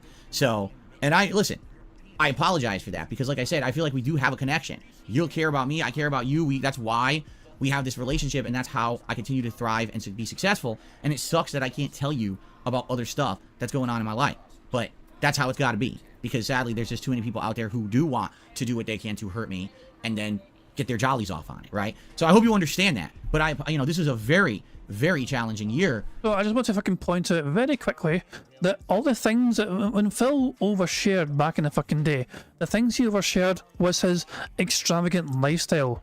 He'd film a lot more fucking videos like within the confines of his own home, like the living room for example, and you'd see all these fucking expensive fucking gadgets, an expensive fucking coffee maker for example, a pricey fucking bottle of gin or whatever, you know what I mean? Then all these things get you know, people kept seeing them in videos and pointing them out, and Phil couldn't fucking take it because all, you know, as Phil's trying to fucking beg profusely, people are pointing out, Phil, you got a brand new thing here, you got a brand new thing there. This doesn't make sense, Phil. You're asking us for fucking money, but look at all these fucking expensive things you surround yourself with. And don't forget the fucking statue collection he fucking had back in the fucking day. While he's fucking begging profusely here, he had a fucking statue collection of shit. They fucking spent me his dumbass YouTube money, which he fucking then had to sell because the YouTube money is fucking dried up. But you get what I'm saying though? This is why Phil doesn't overshare anymore. Not because, oh, I'm going to get fucking attacked by it. No, because people are going to fucking point out some of the fucking hypocrisy of where that fucking money goes. For me and my family, all the stuff going on behind the scenes, and you know, to be here where I am right now and to say, hey, I'm still here, I'm happy, I'm healthy, we're doing fun stuff together every day, right? It's awesome. And you know what? Here's something that's absolutely funny. All right, I will say this year I noticed a distinct drop off in overall views on my on-demand videos only. And what I mean by that is my streams still get the same amount of views and all the same. Only the on-demand videos somehow saw a drop in views. And that's pretty straightforward, Phil. You still have the rough amount of same people. You'll have the rough amount as usual fucking watching in the live streams, you know what I mean? Detractors and bots and a couple of your own dent heads. But you're not as popular anymore, Phil, in terms of, like, why would anyone go to your channel when there are so many detractor channels you can go to instead? You can go to DSP Transit Memology for some good clips, and Snort Hogan and Aquateel and Dudy and Hate Army, and these are just clipping channels. And then you can go to other fucking detracting reacting channels like you got Atlas the Bookkeeper and Vega and Chill Murray does streams and videos as well at times. Look, there are so many goddamn detractors out there. Ludwig made a fucking 2-hour detractor appreciation video the other day. And even he missed out some detractors because there's so many to try and keep track of. There is an insane amount of people covering Phil stuff. And they fucking keep things very well organised for fucking content. People don't need to go to fucking DSP Gaming and sit through a fucking 1 hour video to try and find one particular instance of Phil losing his fucking mind. No. A detractor these days will have you covered and will have it clipped for you so you can enjoy it on their channel instead, because you just search for it and you'll find it, because the fucking detractor knows how to fucking make sure people find the very concise things that they want to fucking find. So yeah, that views are down on your fucking channel because your content is not as necessary anymore to try and find those moments for people. I started analyzing the data on this, looking at it, and I came to the determination it hasn't affected me at all, business-wise. And I mean, that's because you keep fucking begging hard on streams for tips. Like, if you are strictly talking about YouTube money only, Phil, then, I mean, we could actually check the fucking stats, so at least going by this leak here. The net revenue, okay? Actually, this is actually good here, right? So, this is the information from the bank leaks and onward, you know? But actually, this is not bank leak information, this is more... Well, some of it's bank leak information. Anyway, these are Phil's YouTube payments over time, okay? From May of 2021 onwards, okay? 4.5 grand, 4.5 grand, 5.5 grand, 6 grand, 5 grand, 7 grand, 6 grand, 5 grand. Phil's YouTube payments up until May of 2023 have been fairly consistent. You can say, you know, sometimes it goes lower, sometimes it goes higher. If we take every fucking payment here and work at the average, I say work out the average, it fucking tells in the bottom corner. Phil's average YouTube payment was $5,653. And sometimes he was above that and sometimes he was below that. A couple of times he got way more than he fucking should have, you know what I mean? Like this fucking one here, for example. 7 odd fucking grand, what the fuck's that all about? And you know, December as well, the previous year, 7 odd fucking grand. Kind of skews a wee bit, you know, but yeah. Phil has been, I mean, it depends what you think is consistent, do you know what I mean? But still, the lowest I ever got from him, I think, was what? 4 odd grand or whatever, like, yeah, like almost 4.5 grand was the lowest it got from him. So, there is a, maybe there's a fucking point in there going by the data we have on YouTube anyway, only YouTube. Who knows, but yeah, it's just, I don't know, let's just get back to him fucking rambling. Looking at it, I'm like, so what does that really mean? It either means that YouTube always inflated views, and they're meaningless, or it means that there were people coming to my content and watching it on demand for toxic reasons, but they weren't supportive people. They weren't watching because they liked the content, they were just watching it to leech off of it and probably make fun of it, and it never resulted in anything positive for me or my business or my family or the community. So even though views have gone down overall on the content I'm putting out on demand, it didn't affect me. Like, and I'm looking at it, I'm like, you know, the days of me caring about being in the YouTube algorithm are long behind me. Bullshit. You tell people all the time to fucking like the stream because it helps with engagement and it helps you getting found and all that shit. Phil, stop lying to your audience right now. You do care. I don't care about being pushed as a recommended video. I don't care about, oh, you search for a new game playthrough and Darkside Phil or DSP Gaming pops up. Phil, as a YouTuber, you should fucking care about it a lot. This is your bread and butter. This is your livelihood. If you're saying you as a YouTuber don't care about that, then what's the fucking point? If you don't care about your content, why should anyone else? Seriously, it's a genuine question. Why the hell should anyone care about Phil's content if he is not caring himself about the quality of his content? Those days are so far behind. You know, what I care about now is putting out content for the audience I have, and every once in a while, someone stumbles upon my stuff and gives it a shot and likes it, right? That's it. I'm never going to make YouTube turn around and say, hey, put me back into the search engine, dude. They're not going to do that. Why the fuck should they?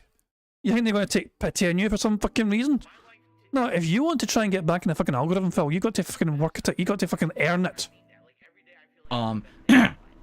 So it's just funny to me because absolutely, you know, people who want to say negative stuff, they say things like, oh, your views went down this year.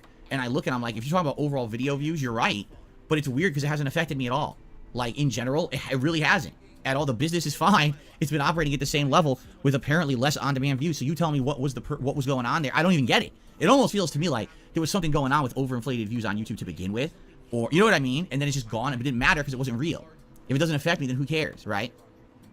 So anyway, thank you all for an amazing year. That's not over, by the way. You know, we've got so much fun stuff still between now and the end of 2023, including chill streams like today, this awesome marathon tomorrow, which we're going to talk about in a moment. All kinds of holiday fun and festivities, animations and things are coming up that are going to be all Christmas related. We got special Christmas event that'll be, you know, right before Christmas. I'm actually going to start reviewing holiday movies starting in December. So I'll probably review 3 or 4 holiday movies over the course of the month, which will be really cool. Among other things. And of course, all the game playthroughs that we're currently playing. You know, it's awesome. So no negatives at all. Everything's good, man. Everything, I'm feeling good. I'm enjoying myself. I know that you guys are too. And I really appreciate you all. I do. Thank you all for everything you do for me. Because just as much as I put out content for you, and you know, a lot of people express their gratitude every day. You know, hey, thanks for making the content. I appreciate you guys watching it and supporting it, because that's how this works. I'm there, you know, again, don't get, you know, that support from other sources. It's you.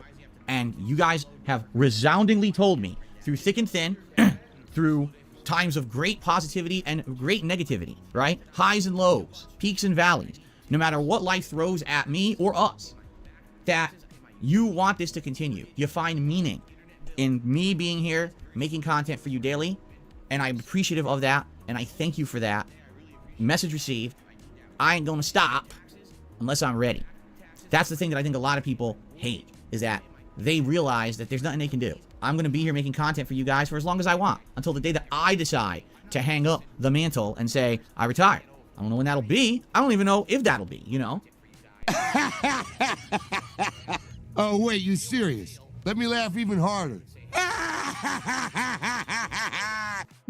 Jesus fucking Christ, this is some ridiculous fucking shit he's spouting right fucking now. If I'll retire? I like how Phil had the if there. What is Phil's retirement plan going to fucking be? Like, what sort of retirement plan would that fucking be? Food stamps? You know? Is he going to fucking work with Cat in a fucking mall or something? Is he going to be a fucking greeter at Walmart? Phil finally goes to fucking Walmart regularly, but to fucking work, not to fucking shop. Oh my god, Phil. Oh my god. It's just, and of course it brings it back to the fucking groupthink cult mentality. Us. When Phil's going through a crisis, it's me, but when it's all about, you know, it's a group effort though, Phil, you know, yeah, fuck off. It's just, I mean, I can't take toxic yet. He's not been toxic yet. He, in his eyes, he was being so wholesome. Even though it was fucking ridiculously unhinged and creepy as fuck for him to fucking treat his audience basically like a cult. But he's not been toxic yet. The thing is that I enjoy this a lot, so much, that even if, as I get older, if I find that I can't really play video games anymore because I'm getting so old or whatever, you know what I mean? It doesn't mean that I couldn't still make content, right? Doesn't. Not at all. And I guess we'll see, as I get older, how things evolve. Do I think that full time, for the rest of my life, I'll keep doing video game content? I would like to, but is it feasible? You know, I've already told you guys, sometimes this year, as I've been playing Street Fighter 6, there's certain characters I just can't play with. I can't play with Aki. I tried. Dude, my hand was killing me trying to play with that character. Very execution heavy. I can't really do that stuff anymore. And it's just going to get worse and worse the older I get. You know what I mean? So, there's going to be times when we're going to have to adapt and change. But I feel like I can listen to your feedback, and we can change for the better and do different kinds of content and stuff with each other pretty much for as long as I want. Because it sure seems to me that I have the audience that's going to be staying with me, you know what I mean, for a long time. And I really appreciate that. That people are with me no matter what. And, you know, this wild ride of life we've been on together for the last 15 years, and it's going to continue on, right? So thank you all very, very much. I'm incredibly grateful not only for the things that I have in my private life that support me on a daily basis and keep me going, but I'm so grateful for you being here, watching, engaging, supporting, and in general, just sticking to positivity. You know, a lot of toxic people, a lot of negative people out there that want to bring us down, and we don't play that, right? We don't. We instead stick to our guns, and we move forward every day in a good direction. And thank you all for that. Okay. I will say this is one final thing I'm very grateful for, all right? And this is a very defining statement for me. I am grateful for having a livelihood where every day I can make content that people tell me is fun and positive and productive and constructive for them. And we don't have to hurt anyone in the process. Oh, when fucking support is low, you guilt trip the absolute ever-living fuck out of those same audience members. You genuinely fucking guilt trip the crap out of them. And you fucking say, oh guys, I'm going to struggle to pay my fucking bills, I'm going to struggle to fucking pay for my day off, I need to get groceries, I need to get pet food, I need to afford a meal out of my fucking wife. You fucking really lay it on thick, Phil. When you need fucking money, instead of it fucking coming naturally, no, you beg for it profusely. I can't afford to get this fucking new game. Funds are short right now, streams are not doing well right now.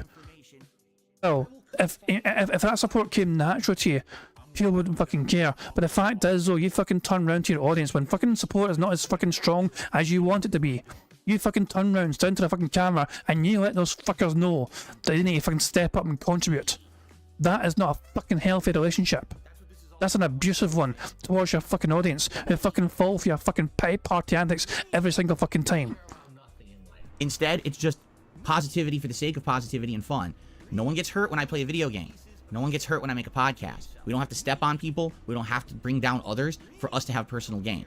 That's a very important thing in life. You have to understand that. It is.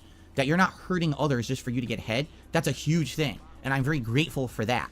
Because I very well could have gone down that avenue. A lot of people wanted me to over the years. They wanted me to change and become just like all the other people who went down that road. And I don't want to do that. I would much rather just give up. If I can't succeed doing what it is that I love and being a positive person, then I don't want to do it at all. Hold the fuck on then. Tell me this, riddle me this in, fucking Phil. Who did fucking Maximilian dude step on? Because like you, they were fucking big on Street Fighter. Like you, they were around for a long fucking time. But unlike you, they fucking thrived and grew and done very well for themselves as a fucking YouTuber. So who did Maximilian dude step on despite kind of following a similar kind of trajectory that you had back in the fucking day? You have no answer to that because the fact of the matter is he's a he's a fighting game content fucking player. But he's better at this shit than you are. Also, this fucking freeze frame is just sickening. This is like I want to fucking punch him in the face kind of freeze frame. I need to get away from this shit. It's not success by any means necessary for me. You know what I mean? So I'm grateful for that. That here I am, still here, able to do what I love and not hurting anyone in the process. Okay, before we continue on, I'm going to throw out this disgusting tissue that I have here. What a fucking dick.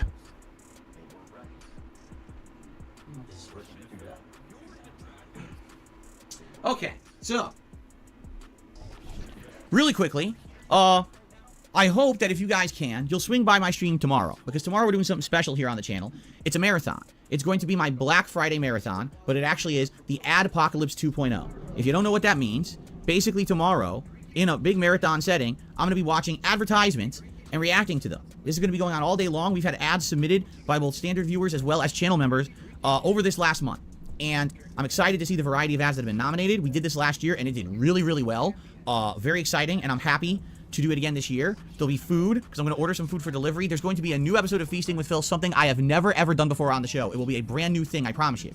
But also, maybe some booze. You know, depending on, you know, levels of support and stuff. I'm going to take a few shots and things like that in celebration. We'll see. It's going to be a great chill event. There's no gameplay. Instead, it's just us relaxing, enjoying retro ads, and having a good time. So if you can make it tomorrow, please swing by Adpocalypse 2.0 right here on DSP Gaming. All right. Outside of that, like I said, I don't have much else to really say. I'm not going to go through the weekly schedule or anything like that today. There's really no reason to. So don't do the begment, Phil. Please don't do the fucking begment. If this is not a usual kind of podcast, you will skip the begment. I beg you not to beg. What we're going to do, we have a couple very quick news stories that I would like to cover that happened over the last, 24, 48 hours. And then I would like to basically go into a few shout outs and things like that for what your contributions, and just do some Q&A. I'm sure we're going to talk about Thanksgiving. Like, I know you guys want to hear like what we're going to do today. We'll talk about that, all right? So, ladies and gentlemen, it is time for my favorite segment. It's time for your favorite segment. Ladies and gentlemen, it is time for everyone's favorite segment here on the show. It is time for DSP News. the fuck up! Fresh from the news desk. You ready? I forgot my print. I had my copy there of the news, and I left it over there. But luckily, I have my phone, and it has exactly the same stuff on it. So, news story number one. I don't know if you guys saw it yet, but the trailer for the new South Park game released yesterday. It is called South Park Snow Day, and is being made by THQ. I don't know if it's THQ Nordic or THQ, but basically, it is a third game in a trilogy of South Park games. And what I mean by that is it follows the plot of both the Stick of Truth and the Fractured Behold. Wow. So there is going to be another game, because if you remember, it was Ubisoft that had made the last two. But now it went to a new dev team. Oh, Phil said wow. And because of that, we get to tick off wow, and that's a full row complete. Burger. 5 in a row. That's concerning. It's actually a double bingo because we've got a diagonal line as well. Top left to bottom right, we have a double bingo right there. We are 1, 2, 3, 4, 5, 6, 7, 8, 9. We're 10 away from a full house. And we have a free space already because Phil snorted over 20 times. You're like, oh, so what's going to happen with this game? Well, ladies and gentlemen, I do have to report something. It's not an RPG at all. They took the franchise out of the realm of RPG, and they turned it into an action-based, third-person cooperative shooter.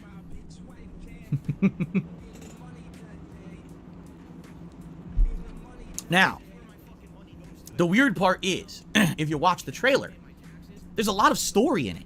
There's a lot of them. It's actually them like sitting at a table talking, and it's very similar to the plot of the Stick of Truth. They're all dressed up in their fantasy garb, just like they were in that game, almost like reenacting Lord of the Rings almost. So it's like, oh, is it going to like continue on the plot of all of that or whatever? And there's just a ton of like dialogue. Like, if this game is just an action-based game, why is there so much dialogue? But then the weird thing is, Cartman starts describing parts of the game. And he's like, so, player 1, you're going to do this, and player 2, you can drop in and drop out and play and help, and you need to be the healer, and you need to do this. Oh, no, player 2, why do you keep dying? And it's so bizarre, because the way he says it, like player 2 and stuff, it kind of breaks your immersion. You know, in the original games, it was supposed to be you're in South Park, you're really these kids, and these are just these kids playing and simulating what they are, and now you've got a character saying, oh, player 1 and player 2 do this, do that, and it really, like, screws stuff up, in my opinion. Like, it feels like they broke that fourth wall, and it doesn't make much sense that they did it that way, right? In addition, they've made South Park combat games like this before, okay? They've done this, and they weren't exactly the best games. I mean, this started all the way back on the Nintendo 64, if you can believe it, in the 1990s. That's how long South Park's been running, and it wasn't the best game. And, you know, over time, every once in a while, they make another one, They're never really notable. Like, no one remembers the South Park action games. Do you want to know what they remember? The South Park RPGs that we just played in the last decade. Like, those two games are pretty notable, and almost everyone remembers moments from them. But I don't recall any of the South Park combat games that I played or rented, or, you know what I mean? Like, they just weren't necessarily that notable. So for me, I look at this and I'm like, I don't know. This isn't necessarily going to be a bad game, don't get me wrong. Any game's a combat game, drop in, drop out, online combat, with South Park elements, it could be alright, but the way I see it is like, imagine if you made two really epic story-based games, and then you made like Plants vs. Zombies shooter. Remember the Plants vs. Zombies shooter games? That's exactly what it kind of looks like. And it's like, so why did they do that? And I guess it's because the franchise went to a different dev studio, and either that studio felt like they couldn't do a good job with an RPG, or maybe they felt like they could, like maybe the RPGs were played out because they not made two in a row. I don't know. But this just doesn't, to me, this doesn't look like a game that's going to do that well. And if you don't believe me, just look at some of the comments. I'm going to read you a few of the comments in response to the trailer, okay? Server shutdown is waiting to happen. This looks terrible. Hopefully this is just something between other games. Doesn't look as bad as people are claiming it is. This will definitely be on my radar, but man, I'm hoping this is a lower price game. For $30 to $40, this would be best. If they would have gone back to the Stick of Truth style, I'd be all over it. Fractured But Whole actually disappointed me, but this looks awful. That's just a few examples of the comments right there on the trailer. So it doesn't sound to me like many people are very excited for it. I think what it is we've had two awesome games, and now you're changing the formula, seemingly without meaning, like if it made sense, but are third-person drop-in, drop-out co-op shooters really that big of a deal? Here's the real question, are they going for games as a service? Are they going to have it so that, the name of the game is Snow Day, by the way, South Park Snow Day. Is it going to be that it comes out, and for 2 months it's the core content, and then they start piecemeal releasing more content? Oh, but you can buy skins, and you can buy things with microtransactions, and you can buy the season pass, with this, and this. I get the feeling almost that might be what they're going to do. That's what it kind of looks like to me, you know? So I'm not saying this is going to be a bad game. I'm just saying this isn't even in, like, the spirit of what the last two games were. So it feels like they're a bit... Shut up, you dick. I'm so bored of Phil right now. I'm going 1.5. He is boring the tits off me. Abandoning that fan base that they've built up with the last two games by jumping, game devs here. I don't know how it's going to go. I don't think it has a solid release date yet. But, I don't know. We'll see. Okay, but anyway, give it a look. If you're interested, if you like the South Park stuff, I was intrigued by this trailer. It blew me away because I thought it was going to be another RPG, and it's totally not. The only other real piece of news going on right now is more of a rumor, but definitely the rumor is believable based on what's happened the last few years. Talking about Modern Warfare and Call of Duty in general, the rumor is that Call of Duty 2024 will basically be a return to Black Ops. The rumor is it's going to be called Black Ops Cold War, and it's going to be set during the 1990s, during the Gulf War. But guess what? They're going to have classic Black Ops maps returning. Just like they're doing right now with Modern Warfare 3, bringing back the classic Modern Warfare 2 maps. So they're saying expect maps like Grind, WMD, and other classic Black Ops maps returning. They're just going to do the same thing, only with Black Ops this time around. Round-based zombies will return because everyone has complained that zombies this year is not round-based. I guess it's this weird new open-world experience people are saying. I haven't tried it yet, but apparently a lot of people are against what they did with the zombies this year. They want it to be more classic, so apparently that's coming back, and they're exploring the possibility of a larger pre-order bonus, maybe even entire weeks, where if you buy the premium version of the game, you can play it earlier than everybody else. Entire weeks. Okay then. Wow. Anyway, what did I say? Did I say Cold War? I meant to say Gulf War. Okay, people are saying I accidentally said Cold War. That's my fault. Black Ops Gulf War is the name of the game. I screwed it up. Keep in mind, this is all rumor. This isn't confirmed yet, but a lot of these rumors end up being very, very close to the truth. And being that, look what they've done in the last couple of years with Call of Duty. This is exactly in line with that. So I would not be shocked in any way, shape, or form if this is all truthful. Honestly, it sounds dead on, exactly like what they were trying to do. So there you go. All right. So, folks, what I'd like to do is I'd like to start with shout-outs, get shout-outs out of the way, and then we'll probably open up this podcast to more chill Q&A and just hanging out. I'm sure you guys want to talk about Thanksgiving and everything. So, let's jump in. We start off with Lucifer Soul doing a $5 super chat. Says for Thanksgiving special, light illegal fireworks in your office. That would be incredibly stupid, wouldn't it? But thanks for the super chat. Kitten. Wait. Oh, this is a freaking disgusting name. So I'm just going to get rid of this person. Yeah, I'm not even reading this. Fuck that. Some people are just gross, man. I didn't notice it. You know, I was doing the podcast. Oh, okay, that's toxic. That's toxic. Burger. Making fun of somebody's fucking name. The same person will fucking gladly fucking, you know, do scat talk as if it's fucking normal content is disgusted at someone's name. Don't know what the fucking name was. I can't tell you what the name was, but apparently Phil was disgusted with it, so he's not having any of that shit. It was a super chat mind, and it came not long after Lyser Soul's early super chats, so but who knows though. Podcast, someone did a contribution. I look at the name, I'm like, wow, that's nasty. So anyway, thank you, Lyser Soul, for the super chat, and that other person can get bent. All right, continuing on.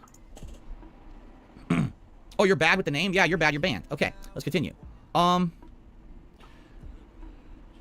So, during yesterday, which was my day off, which, by the way, you guys probably want a Phil's Day Off segment, don't you? I will do a Phil's Day Off segment after I do these shoutouts, okay? Because it's brief. I basically had a very relaxing day, and I'd like to talk a little bit about that. So I received a $1.50 tip yesterday, and someone said, so Kalisto... Oh, Phil said tip, that counts. Burger. 5 in a row. That's concerning. It counts, it fucking counts. Hooray for that. So we're doing quite well on the card. We've still got a few more to tick off. We've got one more, 3, 4, 7. Technically, we've got 6 left because we've got a free space already with Phil snorting up a storm. Protocol right now is free on PS Plus. Is it worth playing? Yes, it is. Absolutely it is. It is not a bad game. The gaming media absolutely treated that game unfairly. I'm not saying it's the best game ever. I'm not even saying, you know, that it's as good as, say, like Dead Space. It's a solid horror game. It's got an interesting plot that's similar to Dead Space, but not exactly the same. It's got gameplay elements that are definitively different from Dead Space. The thing is, because it's based more on dodging and stealth than gunplay, a lot of people who like Dead Space went into it thinking, oh, this is the next Dead Space. And it's nothing like Dead Space. So you can play it, and plot-wise, it's like Dead Space. The enemies kind of look like Dead Space enemies, and then you play it, and you get your ass handed to you because you're trying to play it like a run and gun like Dead Space. It doesn't work. And people shat all over it. There were actually people who were like prominent streamers, and within one session realized, oh, I can't milk this game for profit because it's not the kind of game like that. It's going to be more... I feel like I should take scat talk for that remark. People shat all over it. I know it's technically a figure of speech, but I don't feel it's a very prominent figure of speech. I don't know. I just feel like that merits a tick of scat talk. Burger. Because... yeah, just because. more difficult or it's going to take more time. And they basically just made fun of it and dropped it and said it was bad. It's not bad. There are game journalists who couldn't beat it. Okay? Oh, it's bad. It's not bad. Just because this game's different doesn't mean it's bad. And a lot of people didn't give it a fair shake. It's a good game. It's just not, oh my god, blow you away top level. And when I heard, honestly, the budget of that game, I was like, huh? Because, listen, I like it. I do like Callisto Protocol. I don't think that they used their budget well. If they truly spent as much money as is rumored on the game, and that's what they came up with, I don't know where that money went. It got pissed away somewhere really badly, because it doesn't reflect in the game. It's still a great game, but it's not reflected. I mean, it's ridiculous they spent that much money on it. So... how much did they spend, Phil? We need to get him to say how much was spent so we can say a million. I enjoy it. If it's on PS Plus, I recommend it. Give it a look. Okay? Alright. Wow. I received a very generous $50 tip. There's no name attached to it, though. It's just oh my god, he got a big massive tip. He's not had one of those big massive tips since... let me check the fucking days. Hold on. Well, it's been at least, what, fucking 6 days since his last big massive tip. Well, technically it's 5. The bitch got a $100 tip last week playing Call of Duty. So yeah, it's not that rare a fucking thing for you to get big massive fucking tips. Yeah, fucking dork. I love how Phil pretends it's a big fucking deal, like it rarely fucking happens. Bitch, look at all the fucking $100 tips I've seen this fucking page right here of your recent shitey streams. Got one there, got one there, got 100 here, we've got a 50 fucking here, there's a 50 in the night stream as well here. Big numbers are everywhere, for fuck's sake. And Phil's pretending it's a fucking strange one-off, and it's because it's a special event. He's getting these big massive tips. Phil, nah, it's a fucking Thursday. There's usually a fucking reasonable chance a whale will turn up and fucking support you with a big massive tip. $50 tip. So whoever the heck that was, thank you so very much. I really, really appreciate that. Let's get a nice animation going. By the way, starting tomorrow, we will have holiday-themed animations for the Christmas season, okay? So yes, tomorrow we get festive with the Adpocalypse Marathon. It'll all begin tomorrow. I wanted one last day of kind of the fall festivities before we jump into the Christmas season stuff, okay? So thank you, whoever that was. Anonymous $50 tip, very, very appreciated. I guess I'll put on some gunner glasses for you guys as we continue on with the podcast. Ooh, big ugly smudge. Ew. Yuck. Here we go. Dang it. What is that? There's another smudge. Come on. You're so fucking gross. It's probably some fucking grease from your fucking head. Much better. Okay, so thank you so very much. Continuing on here. From Tarantula MS, a $10 tip. Happy Thanksgiving. Happy Thanksgiving to you, Tarantula. I hope that you and yours are having a good one, man. And like I said, I'm going to talk, right after I do these shout-outs, I'm going to talk a little bit about what I did yesterday to kind of prepare for today. And then I want to hear from you guys about what you guys will be doing today for Thanksgiving. Okay, I'll tell you all about our spread and what we're going to be doing. Of course, I'll talk more about it tomorrow when I've actually eaten it, but I am excited for it. Okay. Let's see here. I received a $2 tip from Wumba. Thank you for the content that you've given us, and happy holiday. Thank you very much, Wumba. Thanks for the support, and thank you for the kind words, and thanks for watching that content. Appreciate that. Let's see here. A fan from Ireland who celebrates every holiday except Thanksgiving, obviously. It's a $1 tip, thank you. In your own opinion, do you not think a huge turkey dinner for Thanksgiving and a huge turkey dinner not long after Christmas is a bit much? In the United States, not everyone does double turkey. I know that it's kind of weird because, especially in a lot of like American pop culture, cinema, and stuff like that, you'll see the family always eating a big Thanksgiving dinner, but then it's weird because they're like, oh, it's Christmas dinner, time for turkey again. I don't even know really many people who do that. Here, usually the turkey is definitely the Thanksgiving tradition. And then for Christmas, usually you would do something a little different, a ham, or, you know, some kind of a roast, something like that. But you're right, like most people would make a giant turkey and stuff it or whatever, and that would be just for Thanksgiving, but you would do twice. Yeah, it is kind of weird. I agree with you there. But it's weird because, like, I can tell you right now, like, one of the biggest traditional movies every year is A Christmas Story. And in A Christmas Story, the family's having a big turkey for Christmas until the neighbor's dogs break into their house and eat it, and then they end up going to get Chinese food. And it's a very famous scene in the movie where they go get Chinese food for dinner for Christmas because the Chinese restaurants are the only ones that are open because they don't celebrate Christmas. So, but it's weird because, like, wait, people eat turkey again? I never did. Like, I literally never had double turkey. We always had one big turkey for Thanksgiving, and then we always had, like, ham or something like that for Christmas. So I really don't know where the tradition is or where it comes from that there's double turkey. Okay. Continuing on. Apparently this is a troll. Someone being a troll. So I'm just going to ignore it. Told you, I'm just going to ignore all negativity. I'm not going to pay attention to it. Someone tipped $1 and says, I don't know if you care, Chucky is a new killer in Dead by Daylight. Oh. I mean, that's cool. I think it's really neat that they got all those licenses. Like, having, like, almost every single notable Hollywood slasher movie killer being in the game is pretty neat.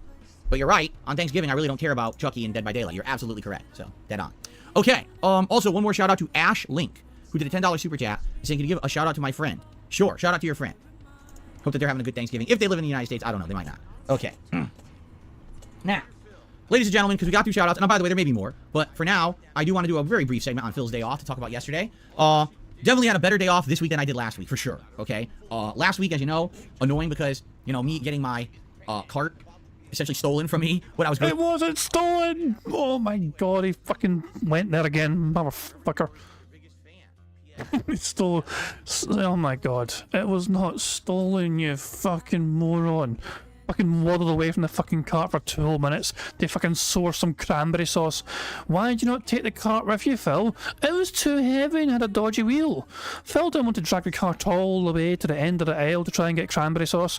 He's like, no, my noodle arms can't handle that. I need to fucking keep this cart here, close to the fucking checkout, while I waddle away very slowly for 2 whole goddamn minutes and grab some fucking cranberry sauce. Then he fucking gets back to where he fucking thought he left it and turns around in a circle going, where did it go? Fucking asking random people in the shop, have you seen my cart? I'm not, I refuse to keep shopping until someone points out where my cart is. Grocery shopping and losing out on all my reusable bags was very frustrating. This week, I purposefully limited what I had to do out of the house to one thing, just grocery shopping. I made it so that I didn't have to go anywhere else. So I didn't have to go to a pet store or any other stores. I knew that the day before Thanksgiving was going to be insane. Going out there and driving around and everything. So I said, the only thing we're going to do is some grocery shopping. That's it. You know, limit myself. And so I went grocery shopping yesterday, and yes, the store was absolutely packed.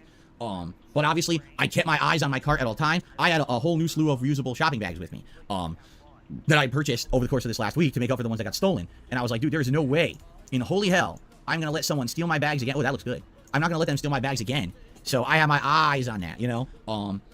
And it was fine, just a little busy, you know, a lot of people in the store or whatever. So that's really not notable. The notable thing was that I had a nice day to spend at home with my wife, and she decorated the house for Christmas. All of our seasonal stuff is out. That's a bit fucking soon, isn't it? I mean, it is like the final week of November, but to me that's a bit soon. I mean, wait until like the last like couple of days, maybe of November before doing that shit, or start of December preferably. But it's a bit early for decorating so soon, isn't it? Out now, all of our candles. I want to say candles, not real candles, but the electric ones. You know, the ones that have the simulated flame. And our various Christmas decorations from over the years. Actually, my parents bought us a nice lantern this year. It looks like a Christmas tree, but it's full of. So they bought your fucking Thanksgiving food essentially, and they're also buying your fucking decorations. How often is like the fucking bank of mum and dad, and like it's like what the fuck? It's like they don't trust Phil to look after himself and like feed himself a proper Thanksgiving meal or a Christmas meal. They need to send a fucking hamper through every time. And like, Phil probably hasn't got good decorations. We better fucking send Phil a good decoration, because we can't trust that dumbass little child of ours to fucking pick good decorations himself. Liquid and has like that glitter, and inside there's a guy playing a fiddle and a bunch of like carolers, and it lights up and it has all this fun stuff.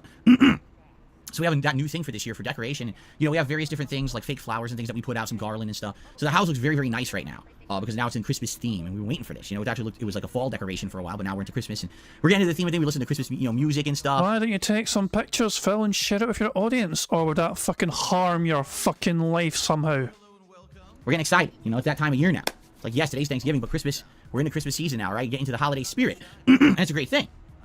So, a lot of that we actually watched. Someone playing some Starfield. We watched someone playing Alan Wake 2. Just various things. Well, just a few different things. So basically, you're watching better content creators than you. I love how Cat, big ups to Cat for cucking DSP professionally. Can you Phil clearly has no interest in watching other content creators. He's never had an interest in watching other content creators. Cat, on the other hand, has always had some sort of interest in watching random YouTubers play certain fucking games. So big ups to Cats for cucking Phil professionally. By making him watch more successful content creators, more professional content creators, more entertaining content creators, with more views, more subscribers, everything. And Phil just forced to sit there and watch how much fucking better they are doing the shit he's meant to be professional at for 15 fucking years.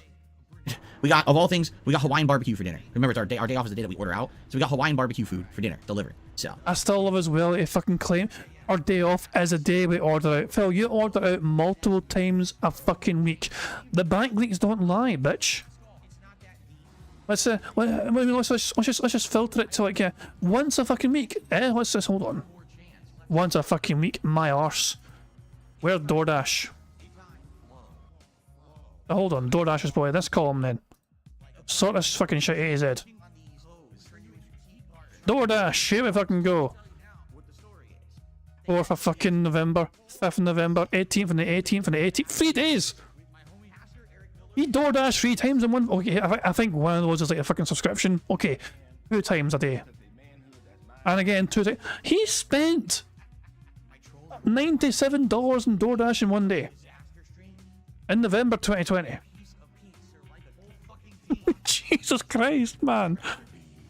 Oh my fucking god. Again, twice a fucking day here, and then twice over 2 days here. $100 in 2 days, 9th and the 10th. Once a week, my arse. My arse is once a fucking week. The thing is as well, though, what I fucking don't get is why does Phil feel it's a necessity to do it once a fucking week? Like, me and my partner, I mean, we try, maybe sometimes we can't even manage once a month, simply because it's just, time and responsibilities and everything else and financial. It's coming to Christmas. We've got to make sure you got enough money for, like, you know, Christmas presents and all that shit as well. But no, he's like determined to do it once a week. Like, it's a mandatory thing. Like, if he doesn't get fucking his dinner and DoorDash, whatever, once a week, the marriage is ruined. Oh, big up to Anbury. Anne and his viewers have joined the streams. Big up to Anne. Hope you're doing well, pal. Hope you had a good stream. And yeah, thank you very much for the raid. I do appreciate it. We're still doing bingo in Phil's day off, so we're behind by Phil by about 36, more like 40 minutes. I've been ranting for a couple of minutes as usual, so yeah, we're about 40 minutes behind live DSP, but we're going to keep playing now. What an exciting Phil's day off. Not much to say there, right? Nothing too crazy. But I figured I would do a quick segment because people always ask for it. So there you go. All right. So that's that. Now what we're going to do in a moment here is we're going to open up the chat to Q&A. I have one more quick shout out to do. I got a $2 tip from Big Larry Gaming. Happy Thanksgiving to you and your family. Hope you have a wonderful stuffing. It's my favorite part of the meal. I'm wondering if you saw the new South Park video game trailer. Looks silly and fun. So you played the other South Park games. Wonder which you like the most. We literally did a big segment about that. You must have just shown up. We just did a big segment about that. So I would say rewind the show a bit, and you'll see my thoughts about that. And I definitely liked Stick of Truth more than Fractured But Whole. I think they're both good games, but I think Stick of Truth was just a little bit more original. So there you go. All right. So folks, what I'll do now is open up the chat to Q&A. We'll do, like, you know, half an hour or so if you guys want to talk for Q&A before we, you know, adjourn the show and then we get ready, because you guys want Modern Warfare Multiplayer. You're going to get Modern Warfare Multiplayer today. All right, that's what we'll do. So what do you guys want to chat about? I'm sure you guys are going to want to talk about Thanksgiving food and stuff, right? So Jade, happy Thanksgiving to you. Good to see you. Derek, he says, I'm done posting on my advertisements. Thank you, Derek. Remember, tomorrow when we begin, we'll start with the member submissions, and then we'll go into the standard submissions, and it should be fun. Thank you so much for that. Spawn Killer does a super chat. Says, instead of turkey, we're having prime rib. Prime rib is amazing. I've had it not too often, but there used to be this this restaurant in Connecticut before I moved. It's called 99, and they're known for, like, steaks and things like that, and they would do prime rib only, like, a couple days a week, and you had to come during a certain time frame. But the few times I had it, dude, prime rib is absolutely outstanding flavor. It's also incredibly bad for you. It's full of sodium and tons of fat, but man, it is good stuff. Shout out to NT. NT just became a channel member. Thank you to NT for that. I appreciate that. Let's add that to our running total. Like I told you guys today, I am not going to harp whatsoever on contributions. A point at a text, you fucking cunt. Guys want to contribute, thank you. I'm not even going to mention it. We're good. You know, it's a holiday. I'm being grateful today. I'm not going to ask for a damn thing. So thank you guys. God damn it. The one time I wanted to point at a fucking text, it's like, no, I'm not going to. I'm above that today. But only today. Only for today. The one day of the fucking whole year, he's above that kind of fucking shenanigans. What a fucking dick. Are contributing. Jasper is chilling and having fun today, indeed. Mark, happy Thanksgiving to you. Of course, you're in Australia, so you're not celebrating. He said it's already Black Friday where he is. There you go. You've already made it. Good for you. Leg meat or breast meat, says the Executioner. If you're talking about, I guess it's pretty much the same for anything, except maybe duck. Because, so if you're talking chicken or turkey, obviously the leg meat's better. The leg meat is dark meat, and the dark meat has more flavor to it. But the thing is that the dark meat is fattier and is good for you, right? The breast meat is basically less fat, less sodium, but also has less flavor. It's like, you're gonna eat the breast meat, you kind of have to douse it in gravy, right, to get the flavor out of it, while you can eat the other meat and just kind of enjoy it for what it is. So, yeah, for me, if I had a personal preference or pick, I would always pick leg meat over breast meat if I could get it. But I also, you know, the breast meat is fine as well. Why is he obsessed with his fucking collar? Like, I can't keep an eye on what he does with his fucking hands. He's constantly, like, trying to fix his fucking collar, like his fucking shirt's too tight for him or something. Out of it, while you can eat the other meat and just kind of enjoy it for what it is. So, yeah, for me, if I had a personal preference or pick, I would always pick leg meat over breast meat if I could get it. But I also, you know, the breast meat is fine as well. You can't stop fidgeting with a fucking collar. Thank you, Yusef K, for re-upping your membership for 5 months. He's happy Thanksgiving from Kuwait. To all Americans, thank you very much, Yusef. Appreciate that. Let's see here. Righteous Soul did a super chat and says, what about Telltale's The Expanse? You don't have to watch the show. You know, Righteous Soul, to be honest with you, all right? And by the way, I think his name has, like, circles or zeros in it or something, but I'm not going to harp on the spelling. Thank you for the super chat. To be honest, I feel like public interest in basically that style of game, the choose-your-own-story style of game, kind of has fallen out. I would say the only games out there that excel with that right now are the Dark Pictures Anthology-style games from Supermassive Games. They're the ones, they're still kind of on their game, and people still like what they do, correct? Outside of that, like, there was the sequel to Tales from the Borderlands. I didn't really care. They made the Expanse game. I don't really care. It's going to be hard for me to even care. If they ever come out with The Wolf Among Us. I don't know, you know, it's been such a long time since that kind of game's been prominent, and at one point it was very prominent, and people absolutely loved seeing me play that style of game. It was actually one of my biggest playthrough styles. You know, there was the time frame when it was like The Walking Dead, and then you had the tie-in games like Tales from the Borderlands, and the Batman games, and the Game of Thrones, and I keep going on because there was like walking sims basically, where the game basically plays itself, and you barely fucking have to do anything in the fucking game. We get it. 10, 12 franchises, right? That all kind of got licensed out. at one point.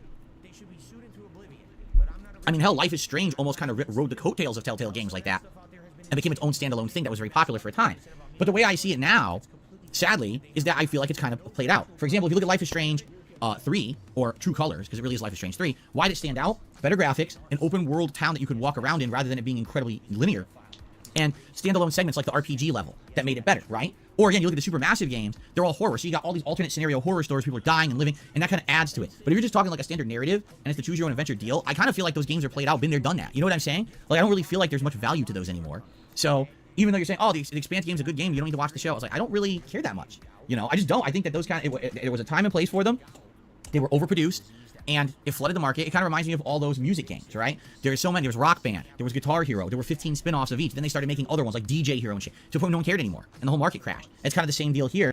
They made too many of those style of games. There's a few that have still survived, right? For example, the Supermassive horror games are doing well because they're horror. But outside of that, I don't really know if it's that popular anymore. Like, I feel like, sadly, Telltale Games is, you know, they're not doing very well. You know, even though they came back to make games again, do you really hear about those games? Do you hear anyone even talking about them? Right? It's like they don't exist, which is kind of sad, honestly. But I just don't think I have much interest. Yeah, just a trend that was good, and then it kind of went away.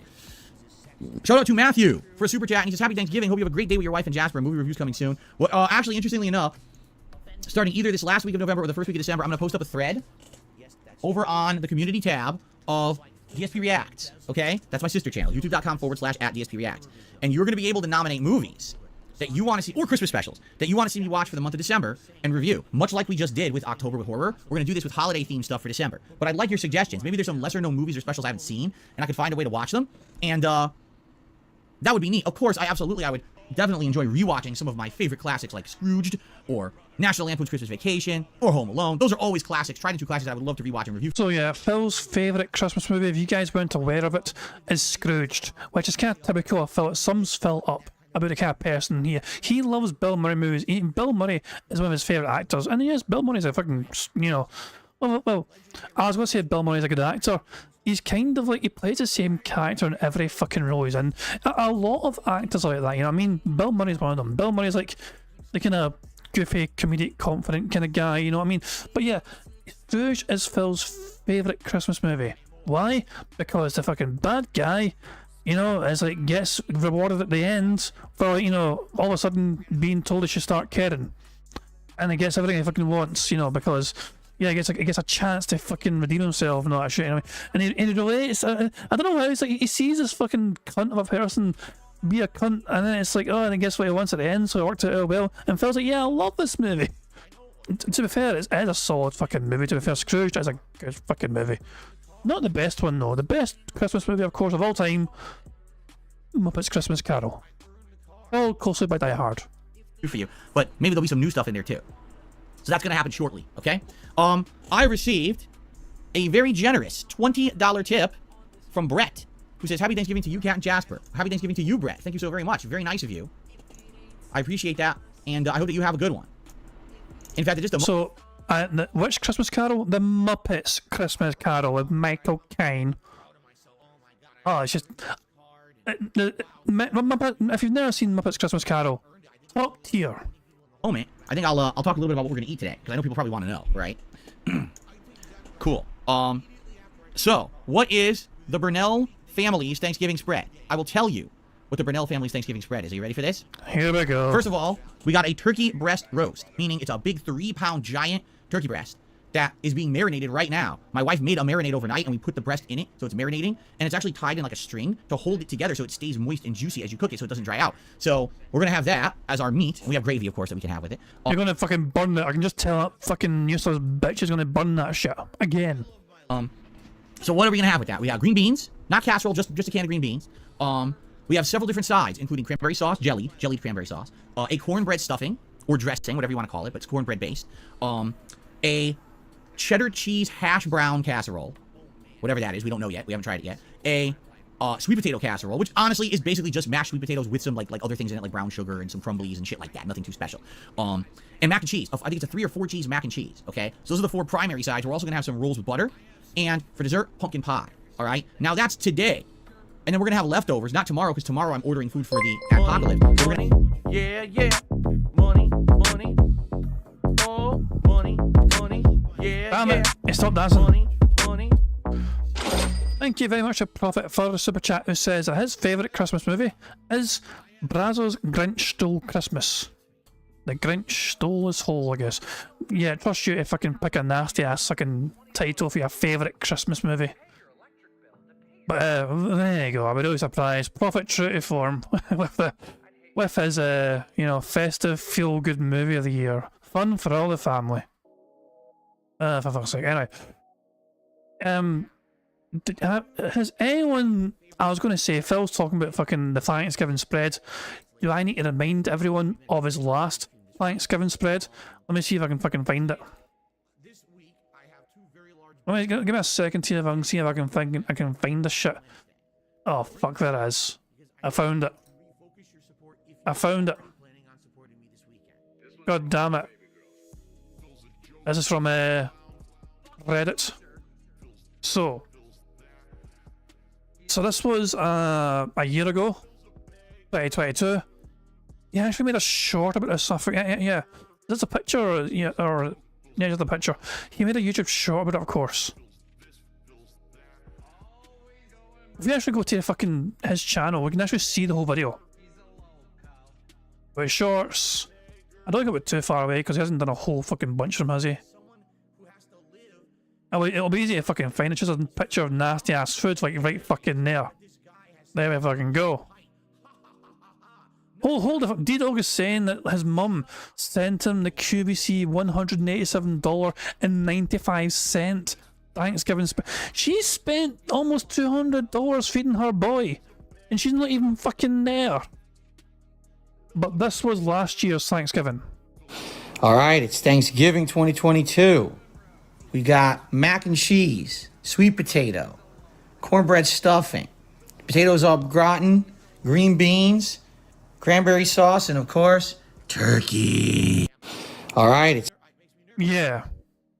This shit looked nasty. Yeah, I mean, the turkey looks a bit dry as well. If I'm going to nitpick kind of thing, the turkey looks a bit dry, but this is like sloppy shit on this fucking top plate.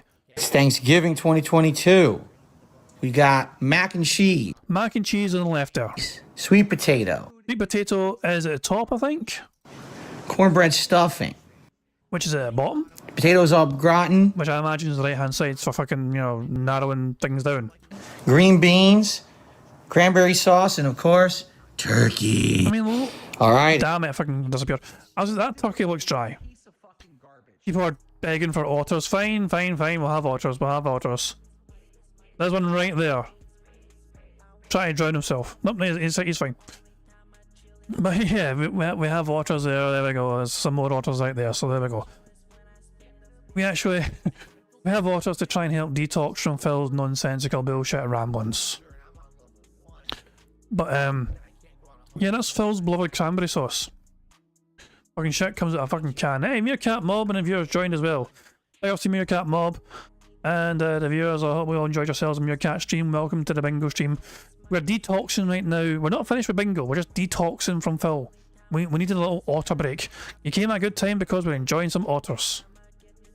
So yeah, it's Phil has been insufferable today. He has been an absolutely annoying dick today.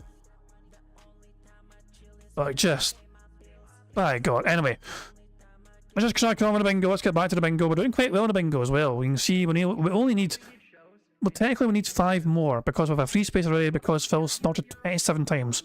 We are 4 burps away from a free space. And hopefully we can get a free space with the likes as well. Hint, hint, guys. 100 likes gives us a free space. We could use it today. It could be a difference between a victory and defeat. Now that's today. And then we're going to have leftovers, not tomorrow, because tomorrow I'm ordering food for the Adpocalypse, but we're going to have leftovers again on Saturday. And then on Sunday, we're going to have wave 2. What does that mean? We actually have extra green beans, another can of cranberry sauce, and we actually have stovetop stuffing. So once we start to eat through the other stuff and it's gone... He bought 2 cans of cranberry sauce. Is that why it took him so long to get back to the fucking car? He was fucking over encumbered with 2 jars of cranberry sauce. 1 in each fucking noodle arm, weighing him down, dragging it along the fucking ground, trying to get back to the fucking car. 2 whole minutes later, oh shit, my car's gone. He got 2 cans of cranberry sauce. That explains everything. That's why he's fucking gone for so goddamn long.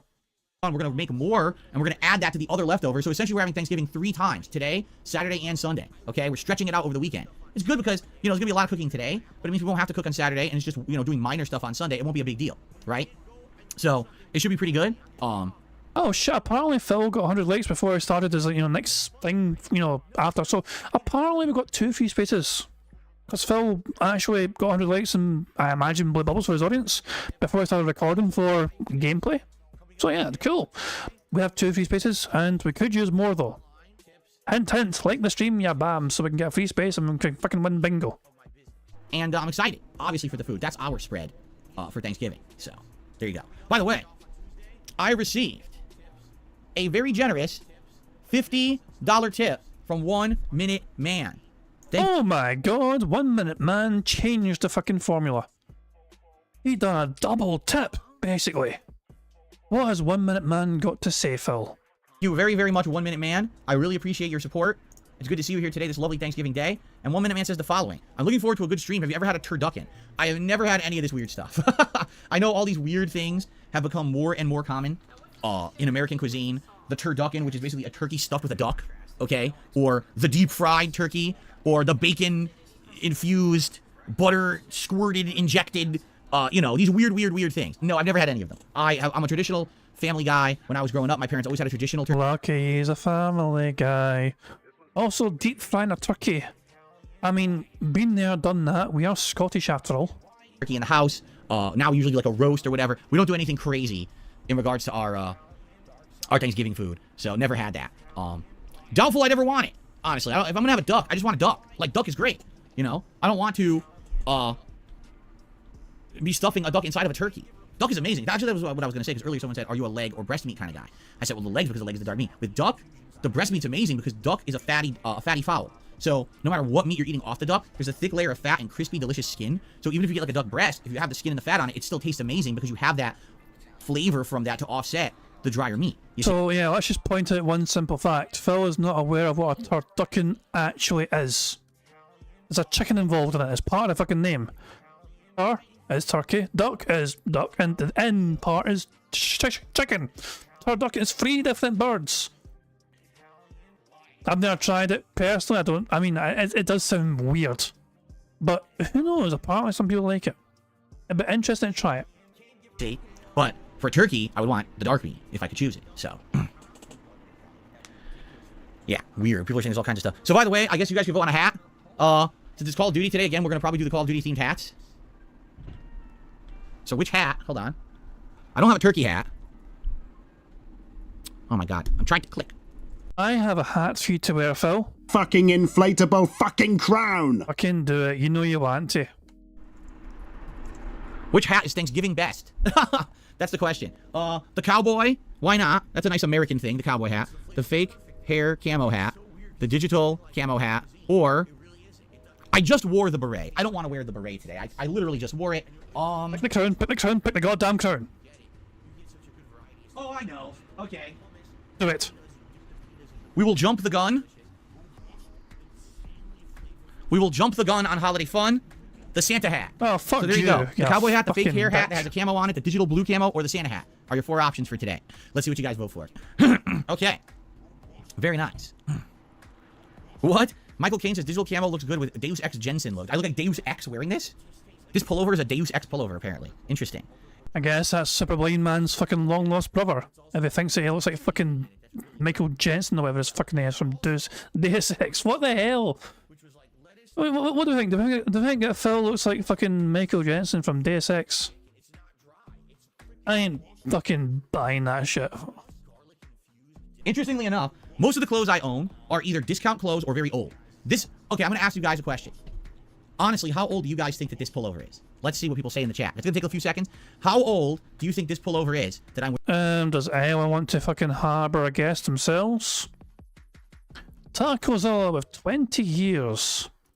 Good, but with no one cares, which is the fucking right answer, of course. 25, as I said, mate, is Adam Jensen. Adam Jensen, my bad. 25 years says Samurai Sanzai. Anthony says 20. Eva says 25. Team Mokusol says 999 years. Like Monkey says 15 years. Soquid says 13 years. Let's see what the right answer is, wearing today. Let's see what people have to say.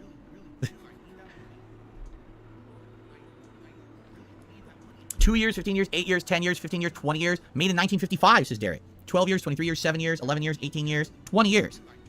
Wow. 41 years. Yes, this was actually gifted to me as I was being born.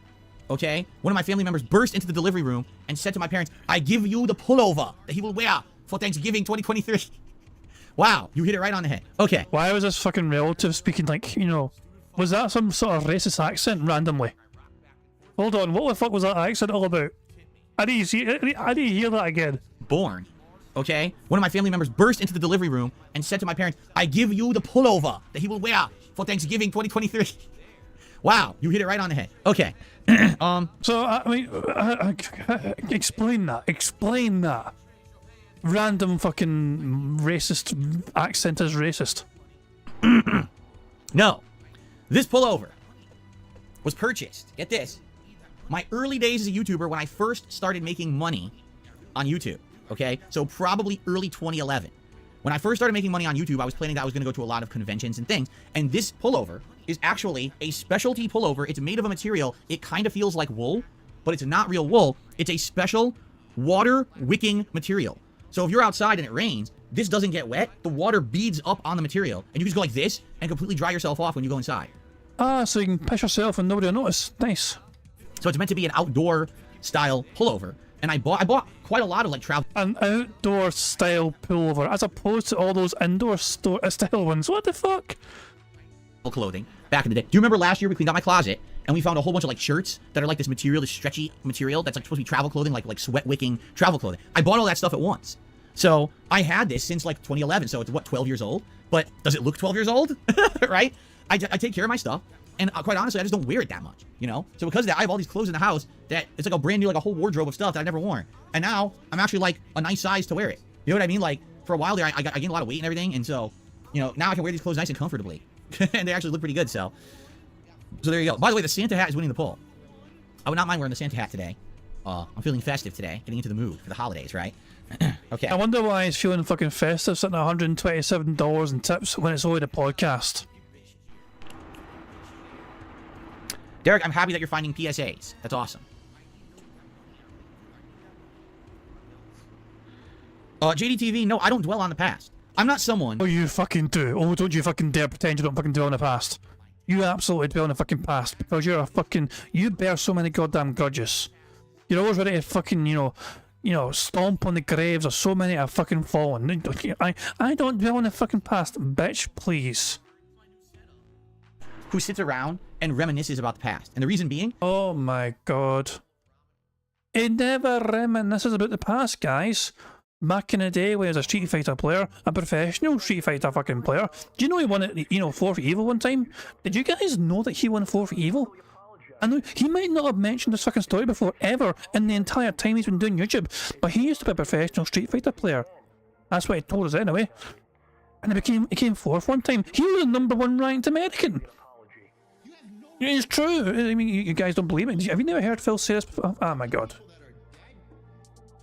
God, give me strength. Okay, my bad. Let's crack on. Is because I'm very, very happy with where I am today, you know? And there's been a lot of people over the years who I've had interaction with, who've been my friends, who've helped me along the way. And I don't talk to those people anymore, but I wish them the best. I hope that they're good, but there's really no way to know, and nor do they care to really care about me, I guess, to follow up. So, you know, I mean, oh my god. Fuck you, Howard and fucking Rambo. You made your video and then you stopped. Bear in mind, I want to stress the point that Rambo made at the very end of that video they made about Phil.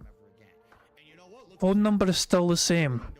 Phil could easily, at any fucking point in time, have chosen to reach out to him to try and reconcile things. He chose not to. Because he was too annoyed at his friends telling him some harsh fucking truths that he didn't fucking like to hear, that he wasn't capable of fucking hearing. Apparently it's up to them to contact him again because Phil's too fucking lazy. I'm sorry, he's too busy to fucking do it himself. I'm happy, man. I don't think about people from my past and during the holidays and wonder if they're alright. I'm sure they're alright. You know? Competent people. I don't have to... I don't just sit around thinking about them. Sadly. I guess. I don't know. Maybe some people think that you should like dwell on the past all the time. I really don't. Like, my past is my past. It's public, right? Everything that I've done in the last 15 years has been broadcast. You guys know what I was up to, right? And I'm happy where I am. So, Thank you, Derek. He says their Thanksgiving was in October because he's in Canada. But he says happy Thanksgiving to you. Knows in real life says my grandparents have made collard greens, black-eyed peas, and ham for Thanksgiving. I've never had black-eyed peas. I've had collard greens. Very, very bitter. Although usually you add things like bacon and stuff to them, right? So they have good flavor. Black-eyed peas I've never had. So, but enjoy your Thanksgiving. Ham for Thanksgiving, actually, I would say is more rare. Most people do have a turkey for Thanksgiving. So to have the ham is a little different, right?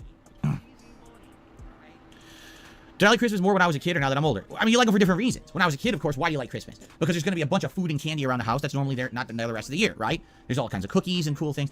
Obviously, Christmas is coming up, and on Christmas, you're probably going to get some toys, and you're going to get to see family members who are going to give you gifts and things like that, right? So that's the thing. When you're a kid, you like it for that reason. Now I like Christmas because it's a cool, festive holiday season. There's all these cool things that happen. These decorations come out, this music comes out, this vibe comes out. I get to spruce up my streams with some special stuff, right? And we get to do special holiday stuff together, which is super fun. I love that. It's different reasons that you like it, you see, but I still really like Christmas. Christmas is still my favorite holiday of the year. Okay. Excuse me. Boy. Of course people want me to be miserable. The truth is, miserable people want other people to be miserable. I know that, because I used to be miserable in my youth, and I wanted everyone else to be miserable. And I wanted to tear the world down, and I wanted to be a troll to everyone. I was, in the Street Fighter community, 100% I was. I was a miserable person, and I wanted to bring down others. And that was, a lot of my youthful years. But I grew up, and I know better than that, and, I feel sad for those who are miserable people who want to bring down others. I really do. And I also feel sad for those who only can get by hurting others. I really do, because you would think that these people would find value in life and value in positivity, and they don't. They can't. You know what I mean? Here's the truth. Here's how you tell your true value. Okay? Yeah, but fucking go. The guy that can't... His religion prevents him from being charitable publicly. Phil can only be charitable privately and never disclose it to anyone, including the IRS, is about to fucking tell us the value of a fucking soul. If you were to disappear today, just whoop, gone from the planet, are you easily replaceable? Right? If you were to just whoop, you poof, you're gone. Would a lot of people miss you? Every single person on this fucking planet is replaceable. Some people you'll miss more than others, naturally, because of the impact they have in people's fucking lives. But in the grand scheme of fucking things, we are but a very small blip in the cosmic fucking scale of the universe. So yes, everyone is replaceable. If the answer is yes, you're not replaceable and a lot of people miss you, you're doing something right. But if you're someone who disappeared and literally you'd be replaced the next day by someone else doing the same thing, that's when you got to reassess your life. You know what I mean? That's what's really important, is to make yourself meaningful and positive and important to so many people's lives that they want to see every day, right? That's the true value of life when it really comes down to it. That you're not just a dime a dozen. That's my take anyway, right? Anyway, I know that's deep. Well, there you go. I guess I'm a very deep guy. Let's continue. What else you guys want to talk about today? Santa hat looks like it's going to win, so I might as well just get it. What? Jade said he went to the casino and he's up money. Oh, hold on. That's a voice crack right there. Burger. 5 in a row. That's concerning. That was absolutely a fucking voice crack. We'll hear it one more fucking time. I want to talk about today. Santa hat looks like it's going to win, so I might as well just get it. What? Jade said he went to the casino and he's up money. I'm up $100. I didn't lose any. What? All right. Jade has done the impossible. He went to a casino. He came home with more money. Oh yeah, I guess he fucking played smart. He made some profit. I imagine he was probably up more than that. As time went on, he started losing again, but he left before he fucking lost it all. He was a smart player, which is strange considering it's fucking Phil's fan base. Although then again, it was Jade that went, wasn't it? So it was probably his fucking handler that wheeled his arse away before he could fucking spend it all. That's crazy. You must have went there, put one token in, won the jackpot and left, right? Like, he's like, oh, I'm done for the day. How did you do that? That's impossible. I can't even fathom. Because the thing is, for me, like, even if I won the jackpot at like a casino, I'd probably drop a lot of the money. Like, I'd probably go right to the food and buy some good food, or I get some drink. You know what I mean? I would spend some of the money while I was there, probably, to enjoy myself. Hopefully I wouldn't be stupid enough to just blow it all like I did. I've told you the story that I did go to a casino with a friend of mine, and we sat down at a blackjack table. And for whatever reason, it was me, him, a girl, and an old man. And we were hot, like all of us at the table were on a hot streak. We were winning way more hands than we were losing. And we were all up money. But my friend and I both were kind of addicted and didn't stop and kept going, and we blew all the money that we had won. Oh, trust me, Phil, we're all very aware of your gambling addiction. We've seen it clear as fucking day. Anyone that watched fucking Phil play blackjack on those Yakuza streams will know all too well his absolute fucking bizarre, strange fascination with gambling. It's like he turns into a different creature when it comes to fucking gambling in games. This is fake money in a fucking video game, and he still shows his fucking addiction to this fucking thing. So stupid in the world, and I swear. Yeah, money.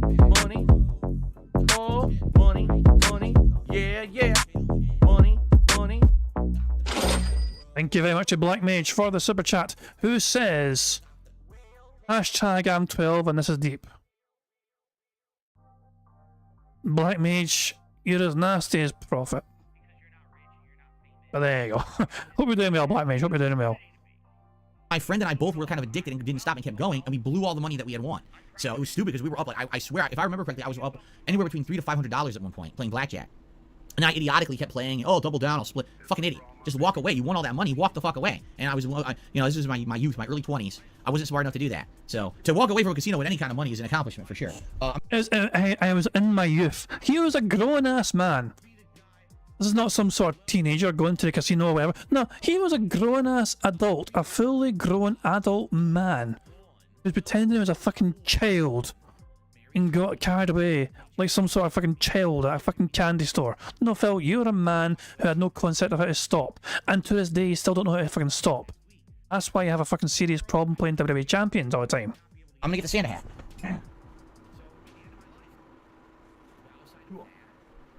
Oh fuck, T-Dog's warned us. Ooh.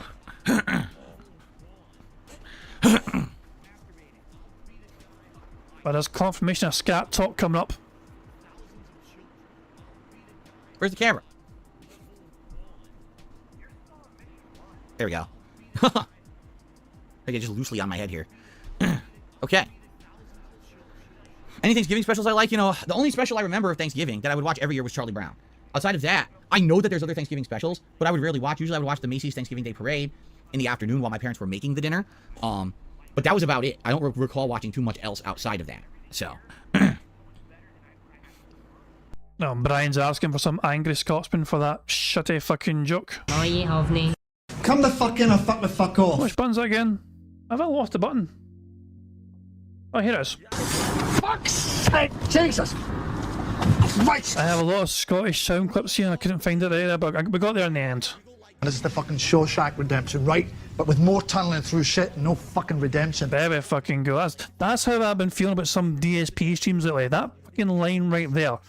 It basically sums up trying to get through these fucking DSP Bingo streams lately. Because he has been hard as hell to fucking endure. It has been fucking ball torture, I feel like, at times. Shut the fuck up! Make the bad man stop. Ah! Have you ever played slots in a casino? I have. The reason that slots are good is because you spend a lot of time on them and you don't blow all your money. The slot, you can't, you know what I mean? Like when you're playing a slot machine, what's the maximum you're going to play on? Of course, there are very high stakes slot machines, but in general, if you're staying around the low to mid-range slot machines, you're not going to be dropping hundreds and hundreds of dollars within a half an hour, right? Because it's slow. It's slow going. You put it in, you pull, you wait, you lose. You put it in, you pull, you wait, you lose. And then you hear someone screaming at the other end of the casino, oh, I did it, I won! You're like, holy shit, someone won? Well, that means I can win. So you put it in, you pull, you wait, you lose. And it just happens very slowly. It's like a slow trickle, right? So if you're playing slots, and the thing is, if you move around, you play a variety of slots, right? You get to do different things. You get to see different themes and stuff. It's kind of fun, you know? So slots are fun in that regard. If you're planning on spending like the whole day at the casino, you want to play slots and then maybe go over and play a little bit of blackjack or poker at one point, but then you go back to the slots. You are genuinely speaking like a true addict right now. You're seriously fucking telling us this is a problem, Phil. The fucking bright lights captivate Phil, and they've all got different kind of colours and patterns and noises, and you just have to see them all. You can't just fucking do one. No. You have to fucking look at this one, and that one, and that one, and that one. Look at the fucking lights on that one. This one's making funny noises. Oh, look, I like the look of that one as well. That's great. That's very good. That's got a lovely noise to it. Phil, you have a serious fucking problem. Slots to kind of spread it out. Plus, a lot of the times they give you free drinks when you're at the slots. They'll come by and they'll offer you free drinks if they notice that you've been there for a bit. Exactly, they want to fucking keep you there for fuck's sake. Oh, this fucking moron's got deep fucking pockets.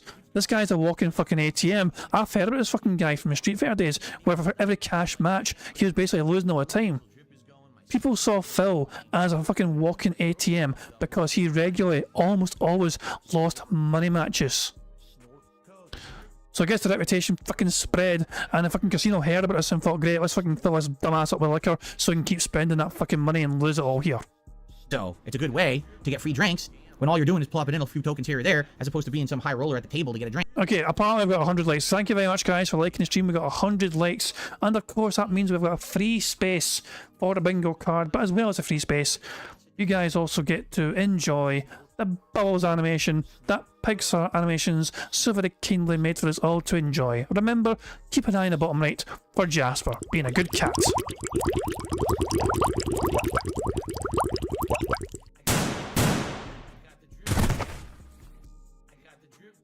Fantastic stuff. Thank you very much, guys. Let's crack on with the bingo. Frank, you're like, nah. Okay. Yes, I'm very happy that this year, Derek actually brought up a good point. This year, we have fully implemented the community tab of my YouTube channels, right? This year, this has been a huge thing because it's much easier for you guys to just go to the community tab to post up for something as opposed to having to go to my forums and register or whatever it is, right? In fact, I just basically don't use the forums anymore. Like, they're pretty defunct. You might as well delete the fucking thing and save yourself a bunch of fucking money, because what content creator feels like they need a fucking website? Especially fucking forums. Get the fuck out of here. Strongly considering getting rid of them. They're kind of a legacy thing that just aren't used. I don't go there anymore. So I'm very strongly considering just saying, forget this and get rid of the forums or whatever, right? So yeah, you know, I think that the community tab is great. We can post up polls, which I've been using to do things for events. We're gonna use the community tabs very soon. You guys are gonna start listening to this. This is new. This year, for my year-end series, we're still gonna do my Game of the Year awards, and we're still gonna do the most disappointing games of the year countdown. But those are my picks. I want your opinion. So here's what we're gonna do. Over the month of December. You want my opinion? Are you sure you want my opinion? I think you're a complete total cunt. December, you are gonna be able to nominate your favorite game playthroughs that I did this year. So you're gonna have to go through all the games I played and determine what were the best playthroughs I did. It doesn't have to be the best game. In fact, I would bet some of the playthroughs that I played that you enjoyed more weren't necessarily the best games at all. Oh, hold on, D-Dog. I was thinking about it. Hold on, I completely forgot about it. So yeah, D-Dog says he's tagged me on Twitter, you know, X, whatever. Phil losing a $200 money match. Yeah, it's a classic detractor clip. Let's go actually. Let's go my notifications. Let's see it. There we go. Yeah, I remember seeing this tweet. So hold on, here we go. It's like a 40-second long clip, okay? And this is DSP lose a money match. Here's the very end of that money match. Look at his face. You can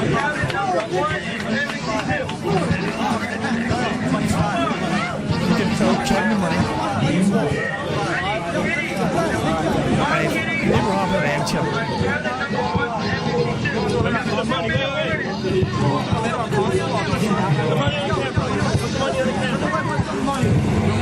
Look at the way he throws it down in a disappointed way. So much, not you know, he just chucks it down.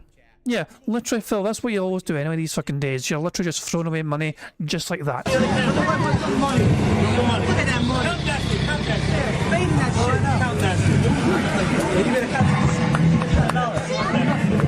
Of course, it's not Phil that initiated the handshake. It wasn't Phil that fucking held his hand out saying good game. No, it was the other guy that had to force that handshake from Phil. Not even, you know, no eye contact enough. Just the face of disappointment, the face of fucking bitterness right fucking here.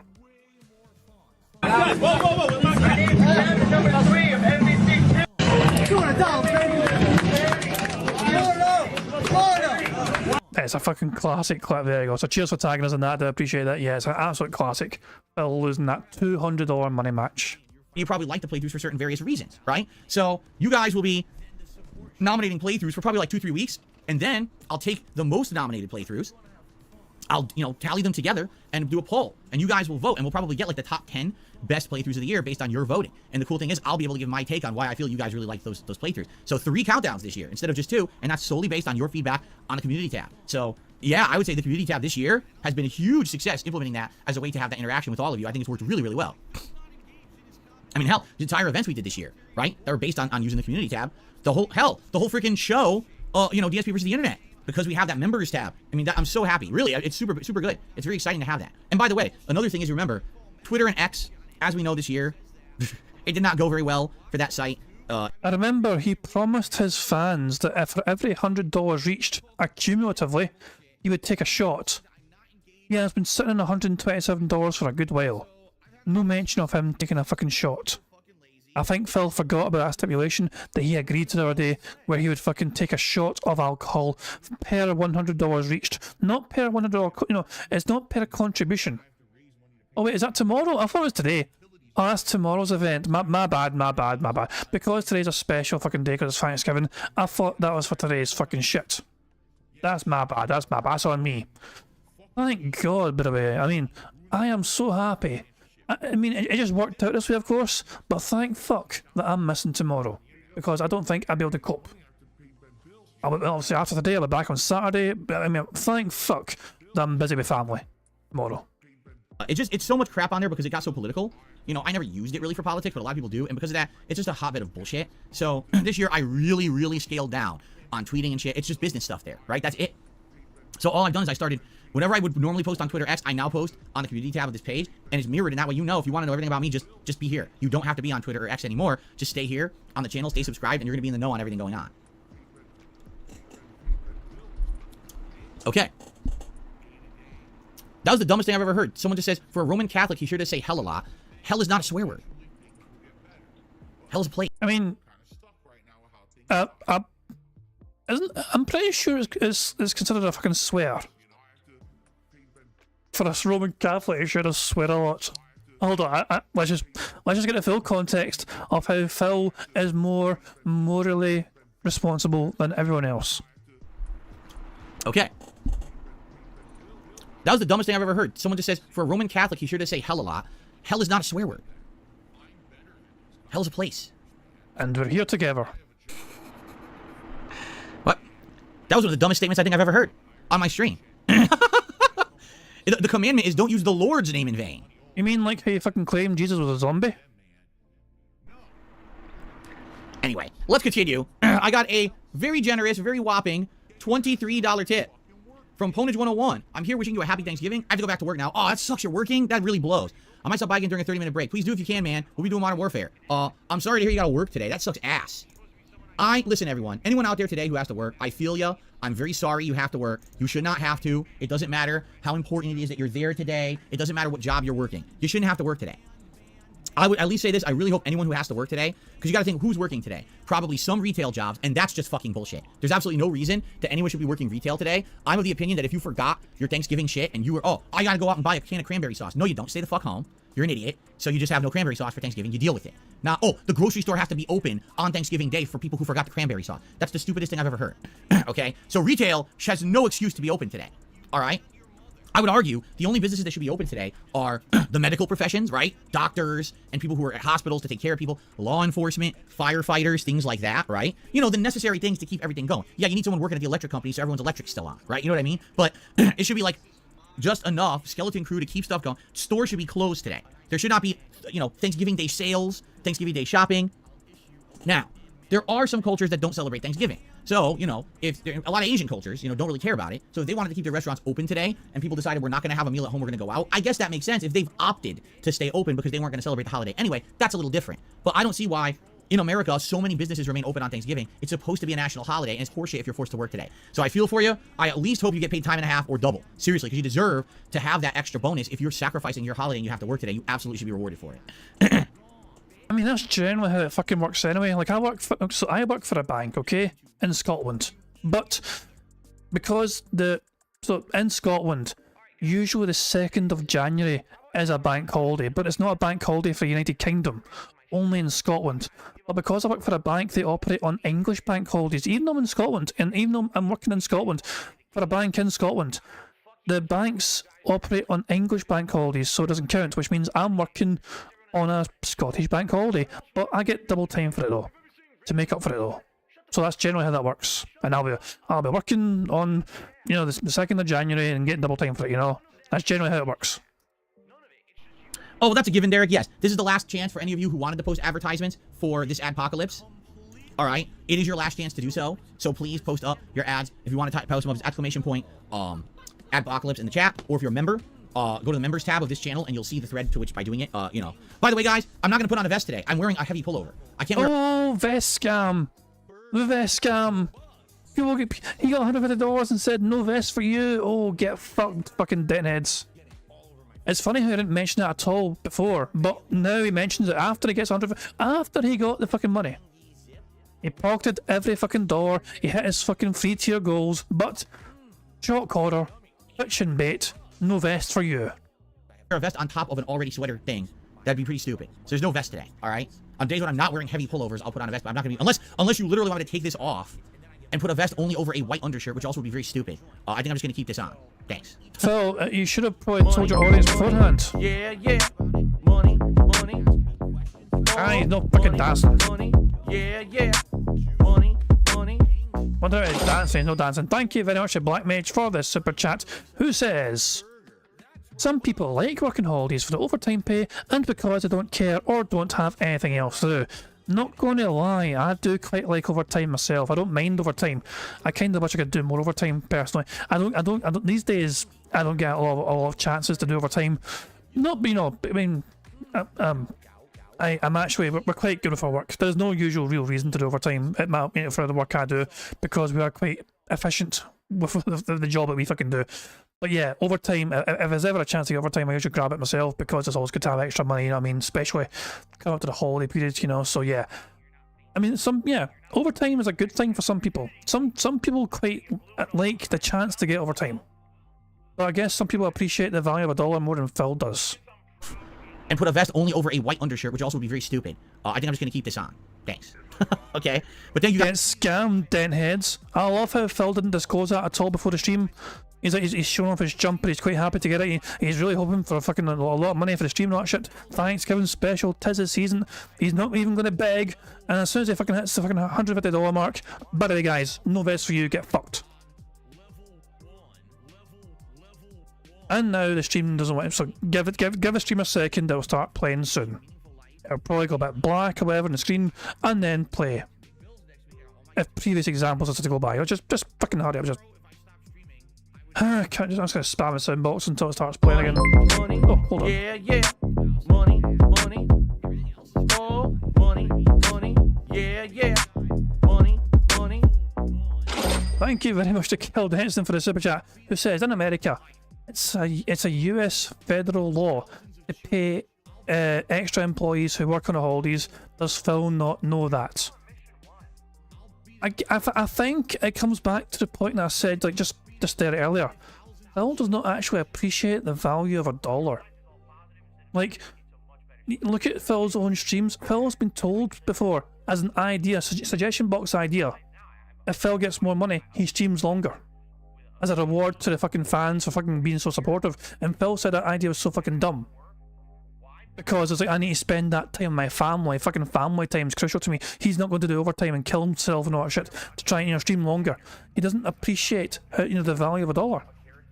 He gets the money and he immediately spends it all as fast as he fucking can. Whereas most people would fucking have overtime and put it towards something nice for themselves or save it for something. No, Phil's not built like that. Phil is built to spend as fast as he fucking can. The second he gets that fucking money, it is gone immediately. Like a fart in a wind. Guys, for supporting the stream today, I appreciate it. I wasn't expecting this. In fact, so I said near the end of the show I would see how many viewers we would have. I said I'll probably have around 300. We have 549 viewers. Don't people have things to do today? What is going on? I mean, don't get me wrong. I'm happy to be here. But I don't know why you are here. Okay, maybe many of you are like me. You're waiting for the food to be ready. Like, as I'm streaming, my wife will be making dinner. I even said to her, I said, can I help? And she's like, no. I said, what? She's like, listen, I've been doing this now for several years. I know what I'm doing. I don't want you messing with it. And I... No, Phil. She has ruined many a meal. Are you sure she knows what she's fucking doing? We remember some of the horror stories before. I said, oh yeah, well, I'm gonna go preheat the oven for you right now, honey. She's like, what? No. She's like, no, hands off. Get out of the kitchen. She wants to handle it. She knows what she's doing. She's the professional. I'm an idiot. I'll just destroy everything. Well, flames coming out of one thing and, you know, water gushing out of the sink, food splattered everywhere. That'd be me making Thanksgiving dinner. So, she's professional. She knows what she's doing. She wants me out, right? So, she'll be cooking, and I'll be gaming, and, that's our arrangement. There you go. Wow, I'm sorry to hear that. Hardcore fan says, man, I have to spend Thanksgiving alone. I'm sick with COVID. I'm sorry to hear that. Hopefully, at the very least, the next few hours of us chilling together will give you something to do. You'll be entertained, I hope. All right? Am I Tim the Toolman Taylor? No, I'm not Tim the Toolman Taylor. I don't know why you said that. Why? Is that a running thing in Home Improvement? I don't remember.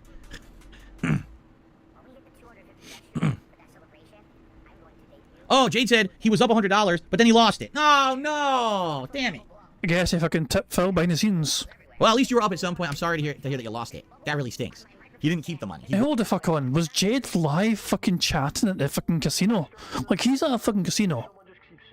And you're meant to fucking enjoy yourself at the fucking casino. But he's like, I better watch Phil stream while I'm at his casino so I can fucking engage with his chat. Apparently I missed a snort, so I've added one on. There we go. Thank you, Nugs, for letting me know I missed a snort. Won the money, but then you lost it. That sucks. Oh, Tim the Toolman Taylor always burns and blows things up. There you go. Well, I'm happy that I've not blown anything up. I'm staying away. I'm staying out of the kitchen until the food's done. All right. All right, guys, I think we're ready to adjourn the show. I want to say thank you for a special Thanksgiving-themed Level 1 podcast today. I hope you enjoy. And I guess we're going to jump into Modern Warfare 3, which, again, wasn't my original intention, but people overwhelmingly voted for it. So it looks like we're going to have a fun stream of Modern Warfare 3, just hanging out. And I'm going to start, remember, I unlocked a bullpup rifle. I played 2 games with it, and I was getting crazy kill streaks. So we'll see how it goes today. I bet a lot of people will be playing today, too, because a lot of people are home, obviously, from school and work. They're not doing nothing. So we'll probably have way more players today. And see how it goes. Let's go. Let's get those kill streaks going. Well, I get my first chopper gunner today. Now, that would be cool if I get chopper gunner. I don't know if I will. I haven't got one yet, but it would be sweet if I did, right? All right. So, ladies and gentlemen, thank you very much. Happy Thanksgiving. This is the final time that you will see this.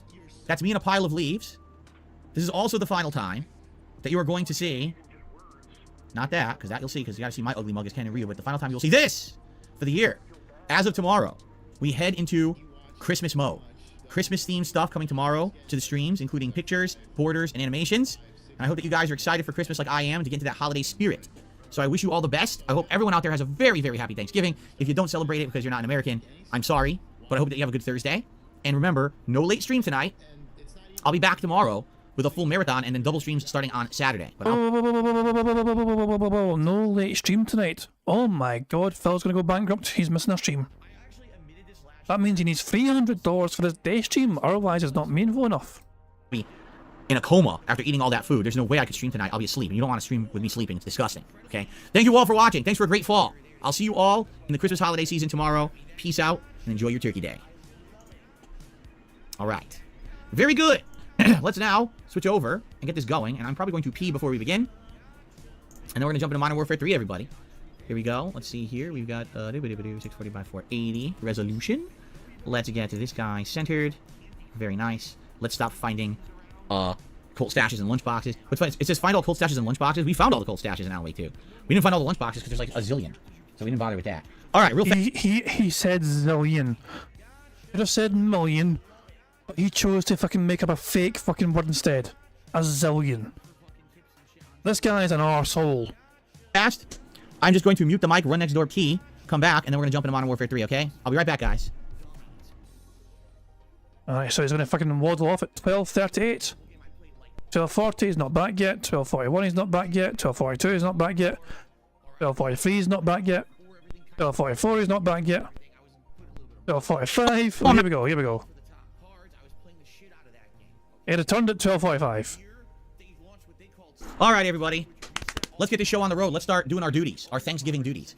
Your boy Lamb, thank you for re-upping your membership for 27 months at the super supporter level. And he says, I hope you all have a very happy holiday. You too, your boy Lamb. I hope that you have a good one. Enjoy the festivities of Thanksgiving. All right. No, I'm not watching this. Get that out of there right now. I refuse to watch that. Here we go. So we're going to start with this bullpup rifle that I had started using last time and did really, really well with.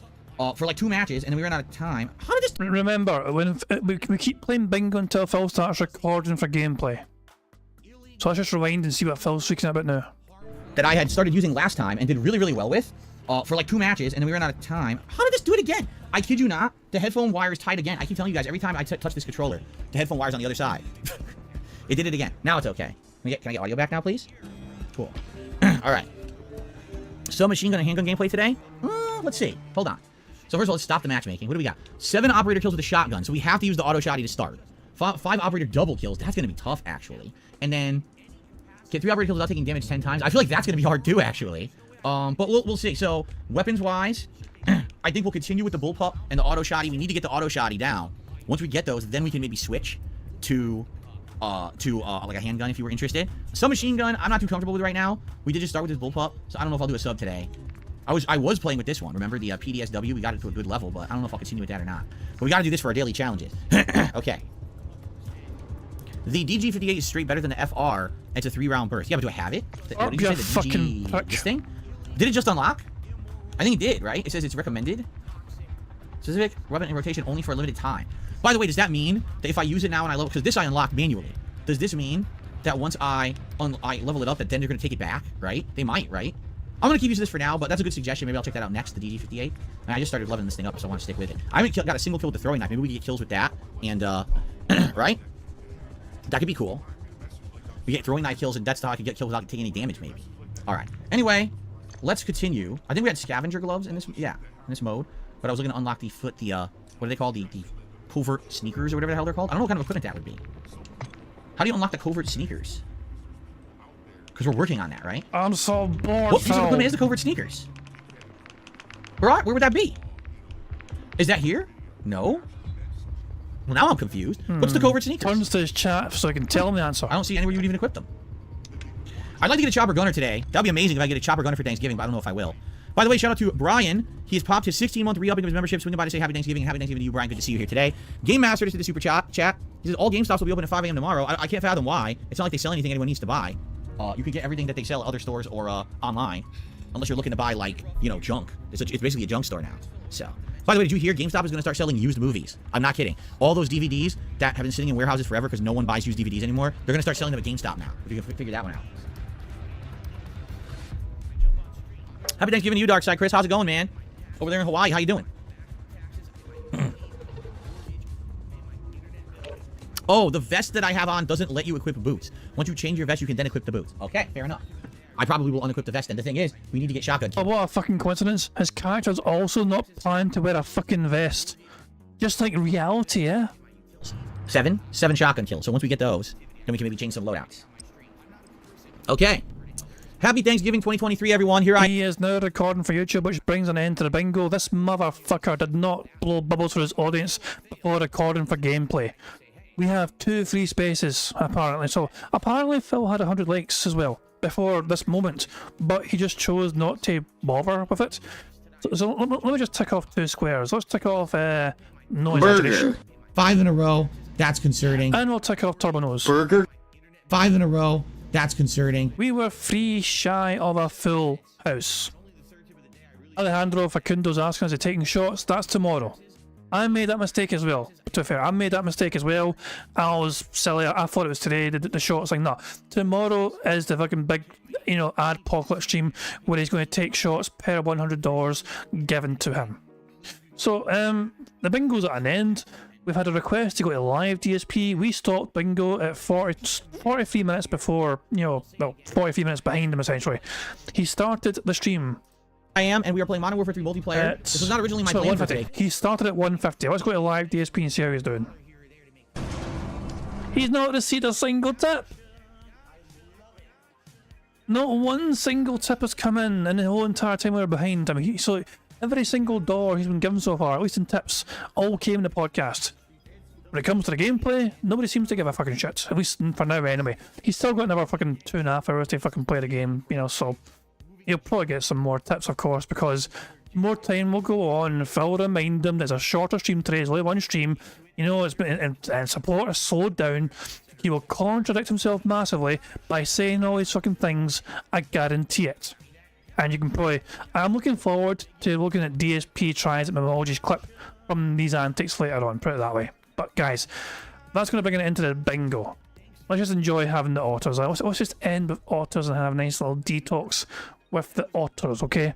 Guys, thank you for joining with some bingo antics. This has been a fucking long day for me, a little bit stressful as well. Thank you again to Prophet.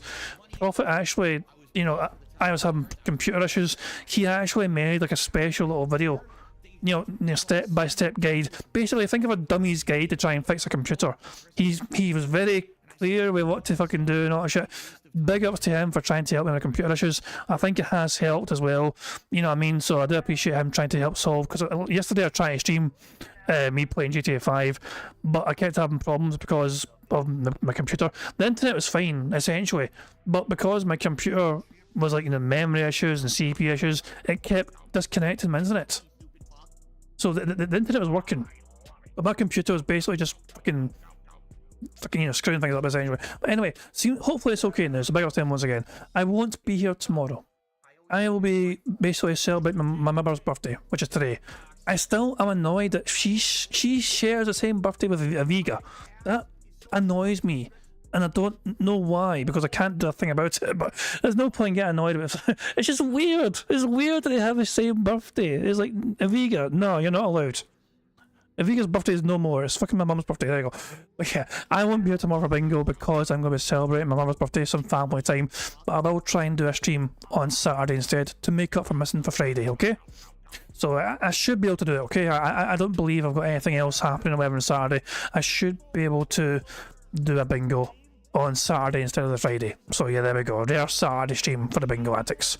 I think Sunday I'm going to do a members react thing. I've been asking members to nominate their videos, you know, so yeah, I mean, guys, remember, for all the people that became members today as well, there is a thread I've got in the community tab. Nominate your favourite DSP moments from over the years, and we can cover it in the video. I'm planning to do a video on Sunday anyway, covering the stuff that's been submitted so far, you know what I mean? We can look back at all these random favourite DSP moments of everyone from down the years. But that's all on Sunday anyway.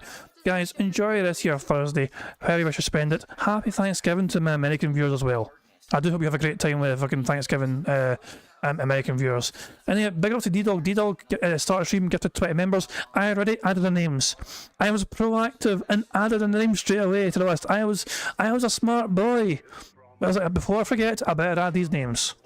So yeah, I've already got all names added. Thank you once again, D-Dog, for being so generous with 20 gifted members in honour of Aviga for his birthday. So there we go. I will be back on Saturday, probably. Until then, enjoy your Thursday, enjoy your Thanksgiving if you're American, enjoy your Friday as well. I'm going to enjoy some family time. And guys, I'm going to end to it always ends by playing Notorious P.I.G. contributions made by the supremely talented Pixar Animations. So guys, until then, have a good one, catch you all later. Hopefully on Saturday we can get a full house, but until then, let's just enjoy these otters being so adorable, leaping in and out of the water.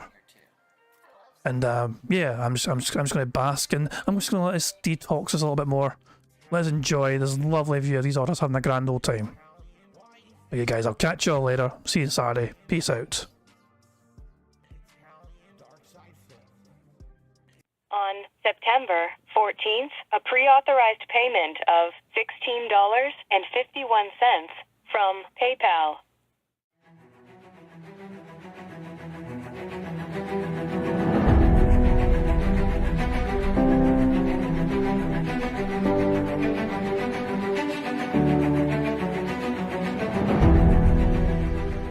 Alright, Luna Mills has tipped me $1.30. It says, I'm back. What's your favorite type of shower? When you're showered in money. When you go outside, all of a sudden, greenbacks start falling from the sky. And you raise your face up, you're like, oh, you start dancing, you go, oh, money, money, yeah, yeah. Alright, I don't know what the hell you're talking about, but thank you for the first tip of the day.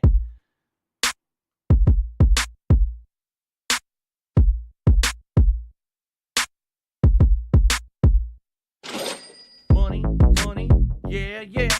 Money, money, oh, money, money, yeah, yeah. Money, money, money, money, yeah, yeah. Money, money, oh, money, money, yeah, yeah. These contributions are mandatory. Money, money, yeah, yeah. Money, money, oh, money, money, yeah, yeah. Money, money, money, money, yeah, yeah. Money, money, oh, money, money, yeah, yeah. These contributions are mandatory.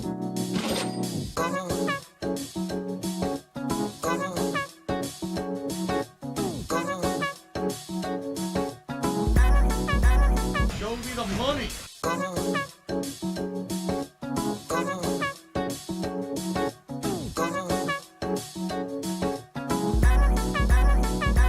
Free. Money, money, yeah, yeah. Money, money, oh, money, money, yeah, yeah. Money, money, money, money, yeah, yeah. Money, money, oh, money, money, yeah, yeah. These contributions are mandatory. And it's gone, just gone like that, in an instant.